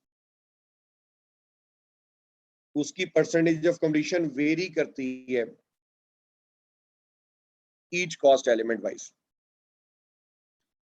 यानी कि अगर मैं ये कह रहा हूं, मैं जो बात कहना चाह रहा हूं वो ये है, अगर मैं कहता हूं कि मेरा क्लोजिंग वर्क इन प्रोग्रेस है, फर्ज करें 1000 यूनिट्स, मैं जो कहना चाह रहा हूं वो ये है कि ये जो 1000 यूनिट्स हैं ये मटेरियल वाइज 100% कंप्लीट है, लेबर वाइज 80% कंप्लीट है और एफओएच वाइज ये 60% कंप्लीट है। यानी कि अगर इस तरह मेरी परसेंटेज ऑफ कंप्लीशन डिफरेंट हो तो फिर स्टूडेंट्स ये होगा कि मैं क्लोजिंग वर्क इन प्रोग्रेस की वैल्यू किसी एक कॉस्ट पर यूनिट पे नहीं निकाल सकता। क्योंकि अगर परसेंटेज ऑफ कंप्लीशन डिफरेंट है, like material wise closing work in progress की परसेंटेज ऑफ कंप्लीशन अगर डिफरेंट है, material wise, labour wise, FOH wise, तो मुझे मटेरियल वाइज पूरी वैल्यू उसके ऊपर चार्ज करनी पड़ेगी, लेबर वाइज पूरी 80% चार्ज करनी पड़ेगी और एफओएच वाइज मुझे 60% चार्ज करनी पड़ेगी। अगर परसेंटेज ऑफ कंप्लीशन यही है जो मैंने लिखी हुई है शुरू में जो अज्यूम की है, तो फिर मुझे इनकी वैल्यू, क्योंकि अगर देखो मैं ही कह रहा हूँ कि अगर मेरा क्लोजिंग वर्क इन प्रोग्रेस ये जो यानी कि ये जो मेरे 1000 यूनिट्स हैं, अगर तो ये मेरे 1000 यूनिट्स मटेरियल वाइज 100% कंप्लीट है, तो इसका मतलब है कि इन 1000 यूनिट्स पे मटेरियल की पूरी वैल्यू चार्ज होनी चाहिए। और ये अगर 1000 यूनिट्स लेबर वाइज 80% कंप्लीट है तो फिर इन 1000 यूनिट्स पे लेबर वाइज 80% वैल्यू चार्ज होनी चाहिए। और अगर ये एफओएच वाइज 60% कंप्लीट है तो इन 1000 यूनिट्स पे एफओएच वाइज 60% वैल्यू चार्ज होनी चाहिए। बात समझ गए नहीं समझे? तो उसके लिए फिर जरूरी है कि हम लोग इन तीनों की closing work in progress wise value अलग अलग निकालें। लेकिन वो अलग अलग वैल्यू निकालने के लिए जरूरी है कि फिर हमारे पास कॉस्ट पर यूनिट भी अलग अलग हो, यानी कि material wise cost per unit अलग हो, labour wise cost per unit अलग हो और एफओएच वाइज हमारी कॉस्ट पर यूनिट सेपरेट हो। उसके बाद ही हम ये कर सकते हैं। यानी कि इसके लिए फिर हमें क्या करना पड़ेगा, अगर हमारे वर्क इन प्रोग्रेस की परसेंटेज ऑफ कंप्लीशन डिफरेंट है तो हमें फिर कॉस्ट पर यूनिट अलग अलग निकालनी पड़ेगी, मटेरियल वाइज अलग निकालनी पड़ेगी, लेबर वाइज अलग निकालनी पड़ेगी, एफओएच वाइज अलग निकालनी पड़ेगी। मेरी बात समझ गए आप लोग? अब कॉस्ट पर यूनिट अगर हमने अलग अलग निकालनी है, अगर कॉस्ट पर यूनिट हमने सेपरेट निकालनी है तो फिर कॉस्ट पर यूनिट के लिए हमें इक्विवेलेंट यूनिट्स भी अलग अलग निकालने पड़ेंगे। मटेरियल वाइज इक्विवेलेंट यूनिट्स अलग निकालने पड़ेंगे, लेबर वाइज अलग निकालने पड़ेंगे, एफओएच वाइज अलग निकालने पड़ेंगे। तो हमें हर एक प्रोडक्ट वाइज, हर एक cost element wise equivalent units अलग अलग कैलकुलेट करने पड़ेंगे। बात समझ गए या नहीं समझे? मेरी बात समझ में आ रही है? फॉर्मूलाज वही है, फॉर्मूलाज में ज्यादा चेंज नहीं है, फॉर्मूलाज वही है। सिर्फ क्या फॉर्मूले में चेंज क्या आ रहा है इक्विवेलेंट यूनिट्स के, सिर्फ क्लोजिंग वर्क इन प्रोग्रेस की परसेंटेज ऑफ कंप्लीशन का फर्क आ रहा है। एटलीस्ट रिप्लाई करें यस और नो में।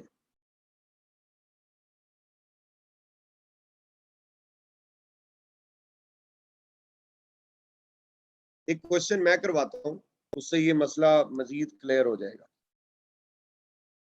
ये जो सारे ये जो फॉर्मूलाज ये जो आपको स्लाइड पे नजर आ रही हैं आपके नोट्स में लिखे हुए, जाहिद साहब देखें मैं ये बात कर रहा हूँ, अभी तक हमने जो क्वेश्चन किया उसमें मैंने ये कहा था कि जो क्लोजिंग वर्क इन प्रोग्रेस है वो material labour FOH wise 60% complete है, 70% कम्प्लीट है या 80% कम्प्लीट है। एक ही बात हम कर रहे थे कि यानी कि तीनों कॉस्ट एलिमेंट वाइज वो इक्वली कम्प्लीट था। लेकिन मैं ये कह रहा हूँ कि नॉर्मली ऐसा नहीं होता। यानी कि अगर हम कहते हैं कि कोई यूनिट्स कुछ यूनिट्स हमारे इनकम्प्लीट है तो वो ये जरूरी नहीं है कि वो मटेरियल लेबर और एफओएच वाइज इक्वल परसेंटेज से कंप्लीट हुए हों। उनकी जो परसेंटेज ऑफ कंप्लीशन है वो वेरी कर रही होती है। यानी कि ये जो हमारे इनकम्प्लीट यूनिट्स हम कहते हैं ये मटेरियल वाइज तो 100% कंप्लीट है, यानी कि इन पे जितना मटेरियल लगना था वो लग चुका हुआ है। इसका मतलब है कि मटेरियल वाइज इनके ऊपर मजीद काम नहीं होना, इन पे यानी पे कोई और मटेरियल इन पे इनकर नहीं होना। अब इन पे मजीद लेबर और एफओएच वाइज काम रहता है। जैसे मैं कहता हूँ लेबर वाइज भी 80% हो चुका हुआ है, 20% रहता है। एफओएच 60% लग चुके हैं, 40% लगने वाले रहते हैं। तो इसका मतलब है कि क्लोजिंग वर्क इन प्रोग्रेस की परसेंटेज ऑफ कंप्लीशन डिफरेंट है। अब जब हम पहले क्वेश्चन कर रहे थे जो आपने कल भी एक क्वेश्चन आप भी कर आए, उसमें क्या था कि क्लोजिंग वर्क इन प्रोग्रेस की परसेंटेज ऑफ कंप्लीशन सेम थी। तो हमने क्या किया, closing work in progress units को मल्टीप्लाई किया परसेंटेज ऑफ कंप्लीशन से और आगे फर्दर मल्टीप्लाई कर दिया टोटल कॉस्ट पर यूनिट से। लेकिन अब प्रॉब्लम ये है कि हमारे closing work in progress units की परसेंटेज ऑफ कंप्लीशन सेम नहीं है। मटेरियल वाइज 100 है, लेबर वाइज 80 है, एफओएच वाइज 60 है। तो फिर इसके लिए हमें क्या करना पड़ेगा, हमें इसके ऊपर मटेरियल लेबर और एफओएच की वैल्यू अलग अलग चार्ज करनी पड़ेगी। क्योंकि जो closing work in progress units हैं जाहिद साहब वो 100% मटेरियल वाइज कंप्लीट हो चुके हुए हैं। इसका मतलब है कि इन यूनिट्स पे मटेरियल की फिर 100% वैल्यू पूरी की पूरी वैल्यू चार्ज की जाएगी। लेबर वाइज इनके ऊपर 80% काम हो चुका हुआ तो लेबर वाइज इनके ऊपर वैल्यू 80% चार्ज होगी। एफओएच वाइज इन पे काम 60% हो चुका हुआ तो 60% वैल्यू एफओएच वाइज भी चार्ज करेंगे। बात समझे या नहीं समझे? तो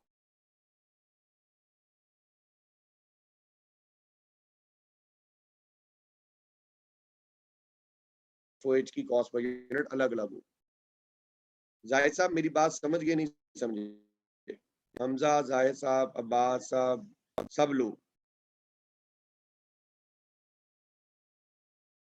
ओके समझ आ गया यानी कि आपको। अब उसके लिए जरूरी है कि फिर कॉस्ट पर यूनिट अलग अलग हो, और अगर हम अगर कॉस्ट पर यूनिट अलग अलग करने जाते हैं, हमजा दोबारा सुन लें यार प्लीज। मैं ये कह रहा हूँ कि फर्ज करो कि मेरे 1000 यूनिट्स इन प्रोसेस है, 1000 यूनिट्स मंथ एंड पे जब महीने का एंड हुआ तो मेरे 1000 यूनिट्स इन प्रोसेस थे, यानी कि अंडर प्रोग्रेस थे, अभी उन पे काम चल रहा था। मैंने ये कहा कि ये जो मेरे यूनिट्स इन प्रोसेस हैं ये मटेरियल वाइज 100% कंप्लीट हो गए हुए हैं। ये जो मेरे 100 यूनिट्स हैं ये मटेरियल वाइज 100% कंप्लीट हो गए हुए हैं। लेबर वाइज इन पे काम 80% हुआ है और एफओएच वाइज इन पे काम 60% हो चुका है। यानी कि ये मटेरियल वाइज 100% काम इन पे मुकम्मल हो गया, लेबर वाइज 80% हुआ और एफओएच वाइज 60% काम कंप्लीट हो गया हुआ है। जी हमजा ये बात समझ में आ गई या नहीं आई?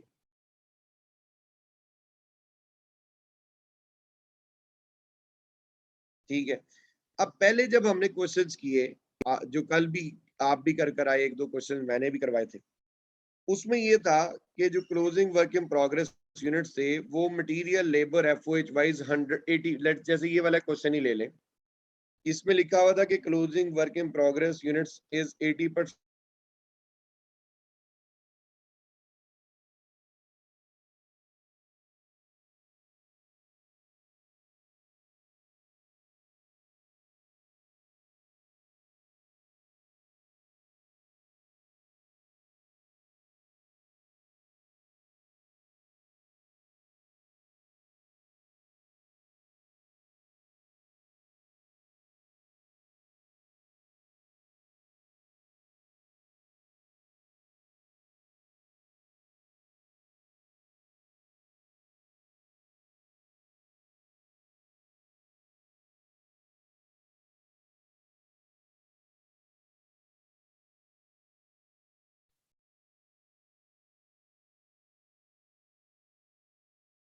ये बात समझ में आ रही है या नहीं आ रही? यानी कि हमने एक ही कॉस्ट पर यूनिट से उनको मल्टीप्लाई कर दिया, एक ही कॉस्ट पर यूनिट से हमने क्या कर दिया, उन्हें मल्टीप्लाई कर दिया। लेकिन अब मामला थोड़ा सा मुख्तलिफ इसलिए है कि अब जो क्लोजिंग वर्क इन प्रोग्रेस हैं वो तो डिफरेंट परसेंटेज से कंप्लीट हुए हैं। मटेरियल वाइज वो हम ये कह रहे हैं कि मटेरियल वाइज वो 80% 100% कंप्लीट है, लेबर वाइज वो 80% कंप्लीट है, एफओएच वाइज वो 60% कंप्लीट है। यानी कि अगर वो मटेरियल वाइज 100% कंप्लीट है तो इसका मतलब है कि उन पे मटेरियल वाइज तो मटेरियल की तो पूरी वैल्यू चार्ज होनी चाहिए, क्योंकि जब उन पे मटेरियल वाइज 100% काम मुकम्मल हो गया हुआ है तो उस पर फिर मटेरियल की वैल्यू तो पूरी चार्ज होनी चाहिए। लेबर वाइज 80% काम मुकम्मल हुआ हुआ तो फिर लेबर की तो 80% वैल्यू चार्ज होनी चाहिए, और एफओएच वाइज उसके ऊपर अभी सिर्फ 60% काम मुकम्मल हुआ तो एफओएच वाइज 60% वैल्यू चार्ज होनी चाहिए।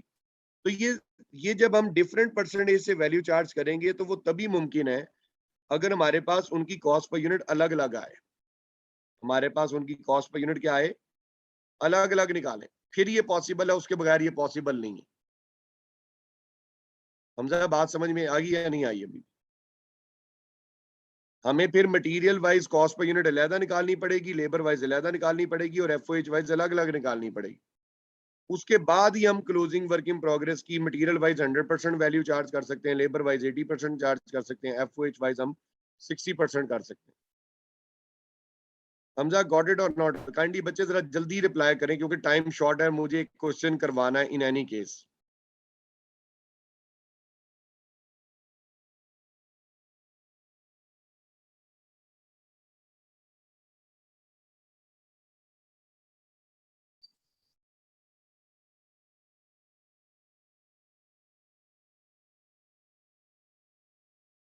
हमजा साहब मेरा ख्याल है चले गए शायद,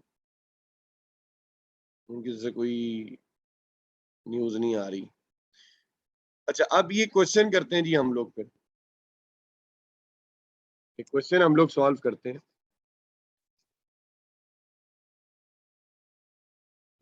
ये जी एग्जांपल नंबर 4 है, सुने सब लोग। At Delta Limited, a liquid chemical compound is manufactured as a result of two processes. Details of process 2 for November are as follows. Opening work in progress nil है, यानी कि हमारा अभी कोई opening work in progress नहीं हुआ। Material transferred from process 1, process 1 से जो material transfer हुआ वो 50,000 लीटर्स है और उसकी वैल्यू 49,875 रुपीज है। फिर वो कह रहा है कि जी लेबर वाइज लेबर कॉस्ट जो लगी है वो 500 आवर्स एट द रेट 5 पर आ रहा है, और जो ओवरहेड कॉस्ट आपकी लगी है वो 44% ऑफ लेबर कॉस्ट है, यानी कि जितनी हमारी लेबर कॉस्ट लग रही है उसका 44% है। Output transfer to finish goods 4100 litres है, 41,000 लीटर्स है। क्लोजिंग वर्क इन प्रोग्रेस आपका 5,000 लीटर्स है। Quality control checks at the end of the process of manufacture and normally leads to a rejection rate of 5% of input material. यानी कि normal loss हमारा 5% है और उसकी स्क्रैप वैल्यू 0.2 है। उसकी स्क्रैप वैल्यू क्या है? 0.2। Closing work in progress 100% complete. अब ये वो बात कर रहा है, कह रहा है जी closing work in progress is 100% complete with respect to material and 50% complete for conveyance cost. Conveyance cost होती है जी, ये हम लोगों ने पहले चैप्टर में पढ़ी थी। कन्वेयन कॉस्ट कहते हैं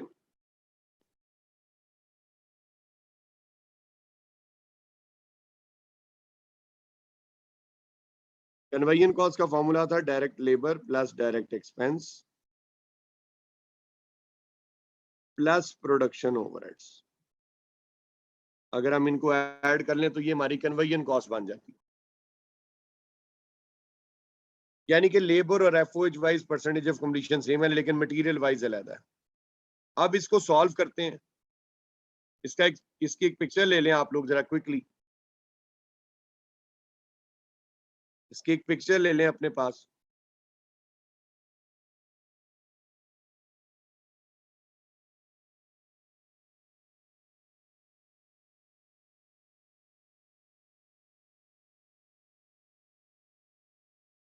अब इसको सॉल्व कर रहा हूं जी मैं।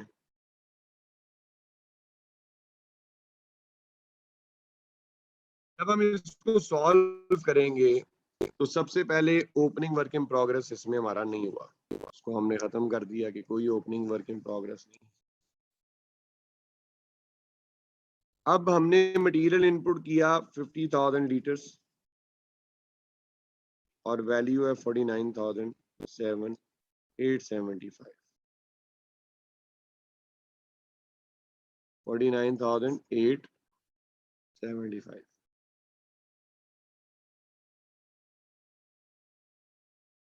लेबर कॉस्ट आपकी 2500 है और कन्वेयन कॉस्ट हमारे पास है, अच्छा लेबर कॉस्ट मेरी बन रही है 2500 और प्लस इसमें 1100 मेरी ओवरहेड कॉस्ट है, तो मेरी कन्वेयन कॉस्ट बन गई कितनी 3600 की। मैं आपको समझाने के लिए आपकी मेमोरी के लिए लिख देता हूँ। डायरेक्ट लेबर कॉस्ट बनी हमारे पास कितनी 500 मल्टीप्लाई बाय 5 इक्वल टू 2500 और जो FOH है वो 2500 का हमने लेना है 60%, सॉरी 44%, तो वो हमारे पास बन जाता है 1100। इन दोनों को जब मैंने ऐड किया तो ये मेरी क्या बन गई है कन्वेयन कॉस्ट।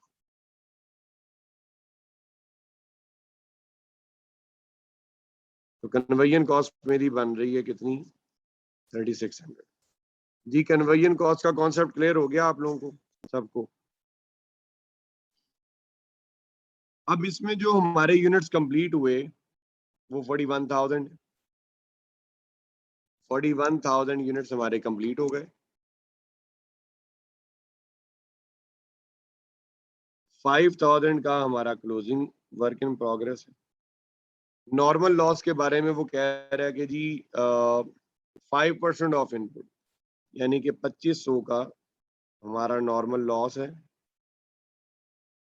और उसकी स्क्रैप वैल्यू हमें दे रहा है जी,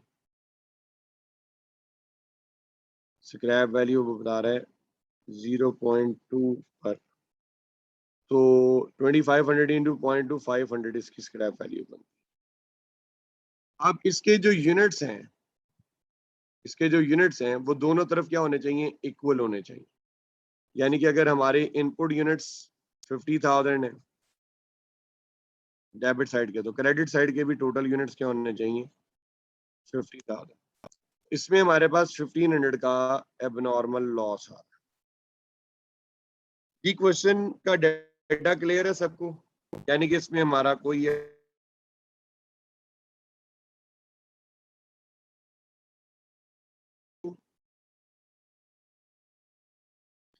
हमारी टोटल इनपुट कॉस्ट बन रही है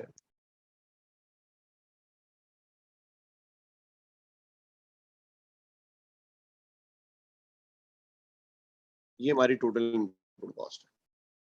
अब हम निकालेंगे इक्विवेलेंट यूनिट्स। हमारे आउटपुट है हमारे पास 41,000 units plus closing work in progress 5,000 है, जिसके बारे में वो कह रहे हैं कि जी वो 100% कंप्लीट है, और प्लस इसमें हमारा एबनॉर्मल लॉस हुआ है 1500 यूनिट्स। तो हमारे पास इक्विवेलेंट यूनिट्स आ जाएंगे कितने 47,500 यूनिट्स। अब जब कन्वेयन कॉस्ट निकालेंगे तो कन्वेयन वाइज हमारे इक्विवेलेंट यूनिट्स 41,000 यूनिट्स। फॉर्मूला वही है, डाटा भी सारा वही है, सिर्फ फर्क ये होगा कि यहाँ पे परसेंटेज ऑफ कंप्लीशन आप कन्वेयन वाइज लगाएंगे। कन्वेयन वाइज इक्विवेलेंट यूनिट्स हमारे 50% प्लस 1500 यूनिट्स। देखें जब मटेरियल और labour wise percentage of completion same हो तो बजाय कि आप लेबर और एफओएच को अलग अलग लिख लेंगे, आप कन्वेयन कॉस्ट का वर्ड इस्तेमाल करें। उसका फायदा ये होगा कि इक्विवेलेंट यूनिट्स 2 निकालने पड़ेंगे बजाय 3 के, यानी कि लेबर एफओएच के अलग अलग निकालने के बजाय आप एक इक्विवेलेंट यूनिट्स निकाल मटेरियल वाइज निकालेंगे और एक कन्वेयन वाइज निकालेंगे। तो ये हमारे पास इसके इक्विवेलेंट यूनिट्स निकल आए। इन दोनों के। किसी को इसमें कोई कंफ्यूजन अभी तक? अब हमने निकालनी है कॉस्ट पर यूनिट। अब कॉस्ट पर यूनिट मटेरियल की अलहदा निकलेगी। अब मटेरियल की इनपुट कॉस्ट ये है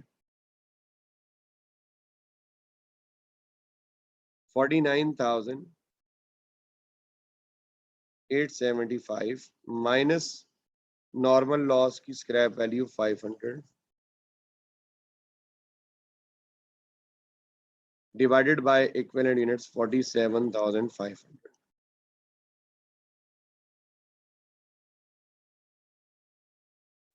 आपके पास कॉस्ट पर यूनिट क्या आ रही है जी?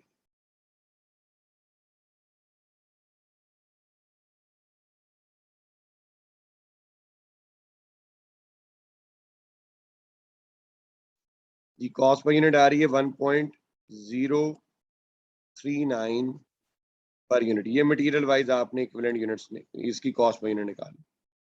अब निकालेंगे कन्वर्जन वाइज। कन्वर्जन वाइज हमारी वैल्यू है 3600। अच्छा, अब लेबर कॉस्ट सिर्फ ये सॉरी नॉर्मल लॉस की वैल्यू सिर्फ एक ही दफा माइनस होगी, और वो भी प्रेफरेबली मटेरियल की कॉस्ट में से, क्योंकि आप स्क्रैप एक दफा करेंगे और रिकवरी भी एक बार ही होगी।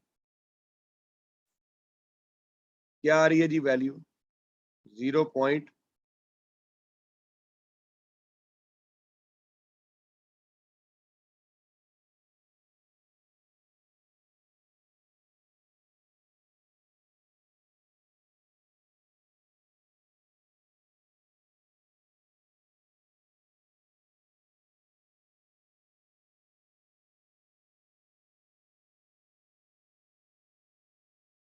जी 0.08 0.08 पर यूनिट। अगर मैं यहां पर इन दोनों को ऐड कर लूं तो ये मेरी बन जाएगी टोटल कॉस्ट।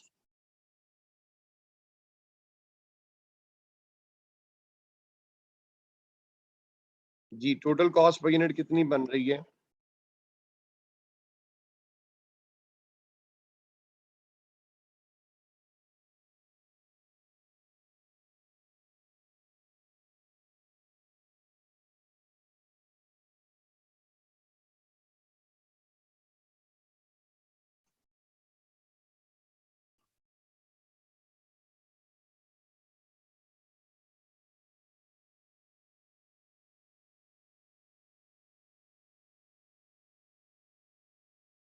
जी ये हमारे पास कॉस्ट पर यूनिट आ रही है। ओके हो गया। अब हम अपनी बाकी वर्किंग करेंगे। अब देखिए जो यूनिट्स हमारे कंप्लीट हो चुके हुए हैं, जो तो यूनिट्स कंप्लीट हो चुके हैं उनकी वैल्यू तो टोटल कॉस्ट पर यूनिट पर ही होगी। जैसे कि हमारी फिनिश गुड्स हैं 41,000 यूनिट्स की, तो ये तो 100% कंप्लीट है मटेरियल लेबर एफओएच वाइज, तो लिहाजा इनको तो टोटल कॉस्ट पर यूनिट पर ही चार्ज किया जाएगा 1.119 पर यूनिट। क्या वैल्यू बनी थी?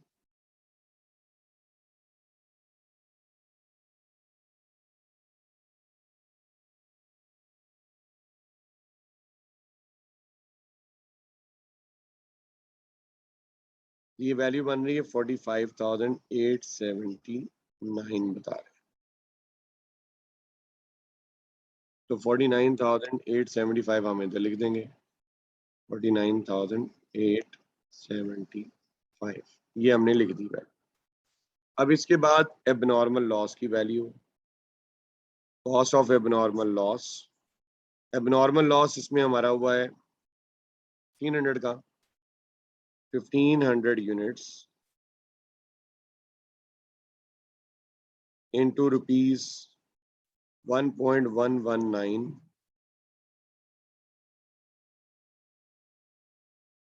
हमारे पास कितनी वैल्यू आ रही है जी? रुपीज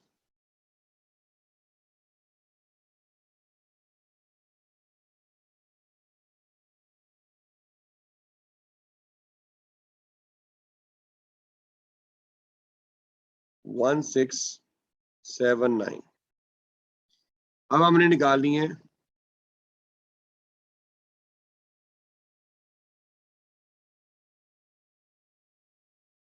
अब हमने वैल्यू निकालनी cost of closing work in progress. तो material wise closing work in progress के 5,000 यूनिट्स है। और ये 100% कंप्लीट है विद रिस्पेक्ट टू मटेरियल, और cost per unit material wise थी हमारी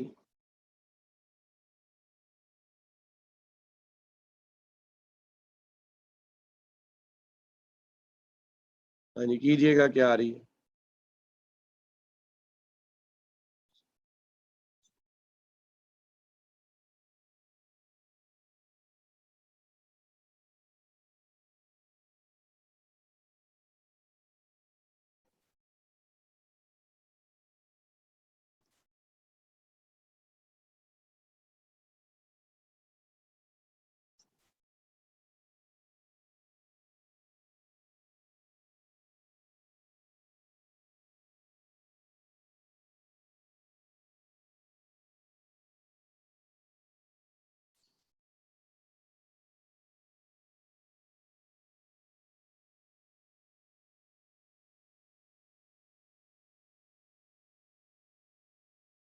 थैंक यू अब्बास साहब।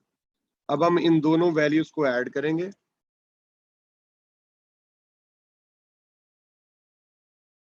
तो ये वैल्यू हमारे पास बन जाएगी 5395।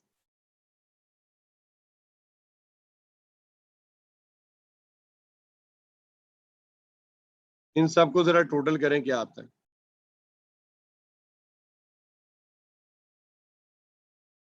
जी इसकी क्रेडिट साइड की सारी वैल्यूज का जरा टोटल करें क्या बन रहा है।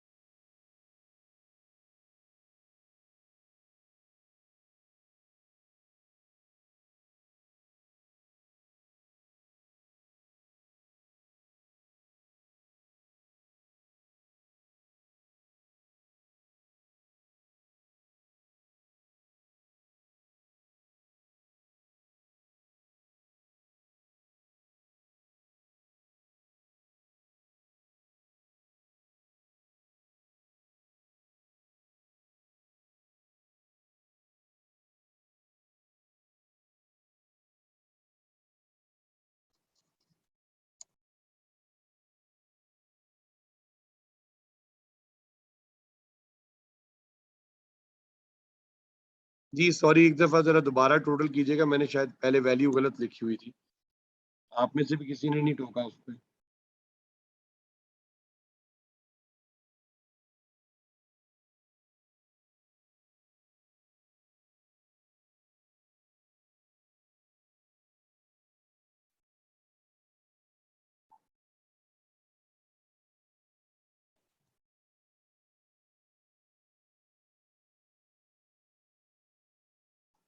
जी ये वैल्यू बन रही है। ये जो डिफरेंस आ रहा है स्टूडेंट्स की तकरीबन 20 से 21 का, 21-22 का, ये आ रहा है हमारी कॉस्ट पर यूनिट के राउंड ऑफ करने की वजह से, अदरवाइज ये हमेशा बराबर होना चाहिए। अच्छा लिसन, ये क्वेश्चन हो गया। लिसन स्टूडेंट्स, अगर तो क्लोजिंग वर्क इन प्रोग्रेस की percentage of completion material labour FOH wise अलग अलग हो, तो फिर हम इस तरीके से इसको सॉल्व करेंगे, यानी कि इक्विवेलेंट यूनिट्स अलग से निकालेंगे, मटेरियल के भी, लेबर के भी, एफओएच के भी। कॉस्ट पर यूनिट भी मटेरियल की लहदा निकलेगी, लेबर की लहदा निकलेगी, एफओएच की अलग निकलेगी, और इसी तरह क्लोजिंग वर्क इन प्रोग्रेस की वैल्यू भी अलग अलग निकलेगी। लेकिन अगर क्लोजिंग वर्क इन प्रोग्रेस नहीं है, या अगर है तो उसकी लेकिन परसेंटेज ऑफ कंप्लीशन सेम है मटेरियल लेबर एफओएच वाइज, तो फिर हम उसको वो जिस तरह कल हमने क्वेश्चंस किए थे उसी तरीके से सॉल्व करें। ये सूल याद रख लें। अब आप लोगों ने करना ये है कि आपकी जो नोट्स जो है, नोट्स की एग्जांपल नंबर 2 आपका होमवर्क है, और एक अभी मैंने पीछे क्वेश्चन भी आपको होमवर्क के तौर पे दिया है। तो प्लीज ये आप लोगों ने कल लाजमी करना है, क्योंकि जो हमने कल पढ़ना है ओपनिंग वर्क इन प्रोग्रेस, उसके अंदर भी परसेंटेज ऑफ कंप्लीशन का इशू आएगा। तो इसलिए ये क्वेश्चन अच्छे तरीके से एग्जांपल नंबर 2 करके आइएगा। नोट्स में जो एग्जांपल नंबर 2 है वो लाजमी कल करके आइएगा। इसका पीडीएफ मैं आपके साथ अभी थोड़ी देर में शेयर कर देता हूँ।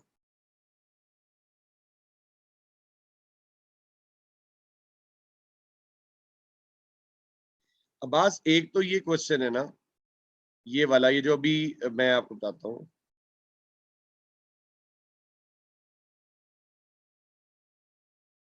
एक ये एग्जाम्पल नंबर 2, ये जो अब आपको स्क्रीन पे शो हो रही है, एक तो ये करनी है, और एक एग्जाम्पल नंबर 2 नोट्स के अंदर है, यानी कि एग्जाम्पल 2 है, एक इन स्लाइड्स के अंदर एग्जाम्पल नंबर 2 है, और एक आपकी उन नोट्स में एग्जाम्पल नंबर 2 है। ये दोनों क्वेश्चंस आप लोगों ने करके आने।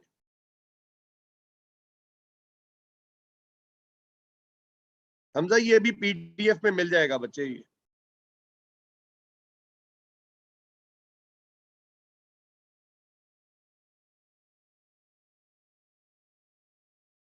चलें जी, कल मुलाकात होती है इंशाल्लाह आप लोगों से।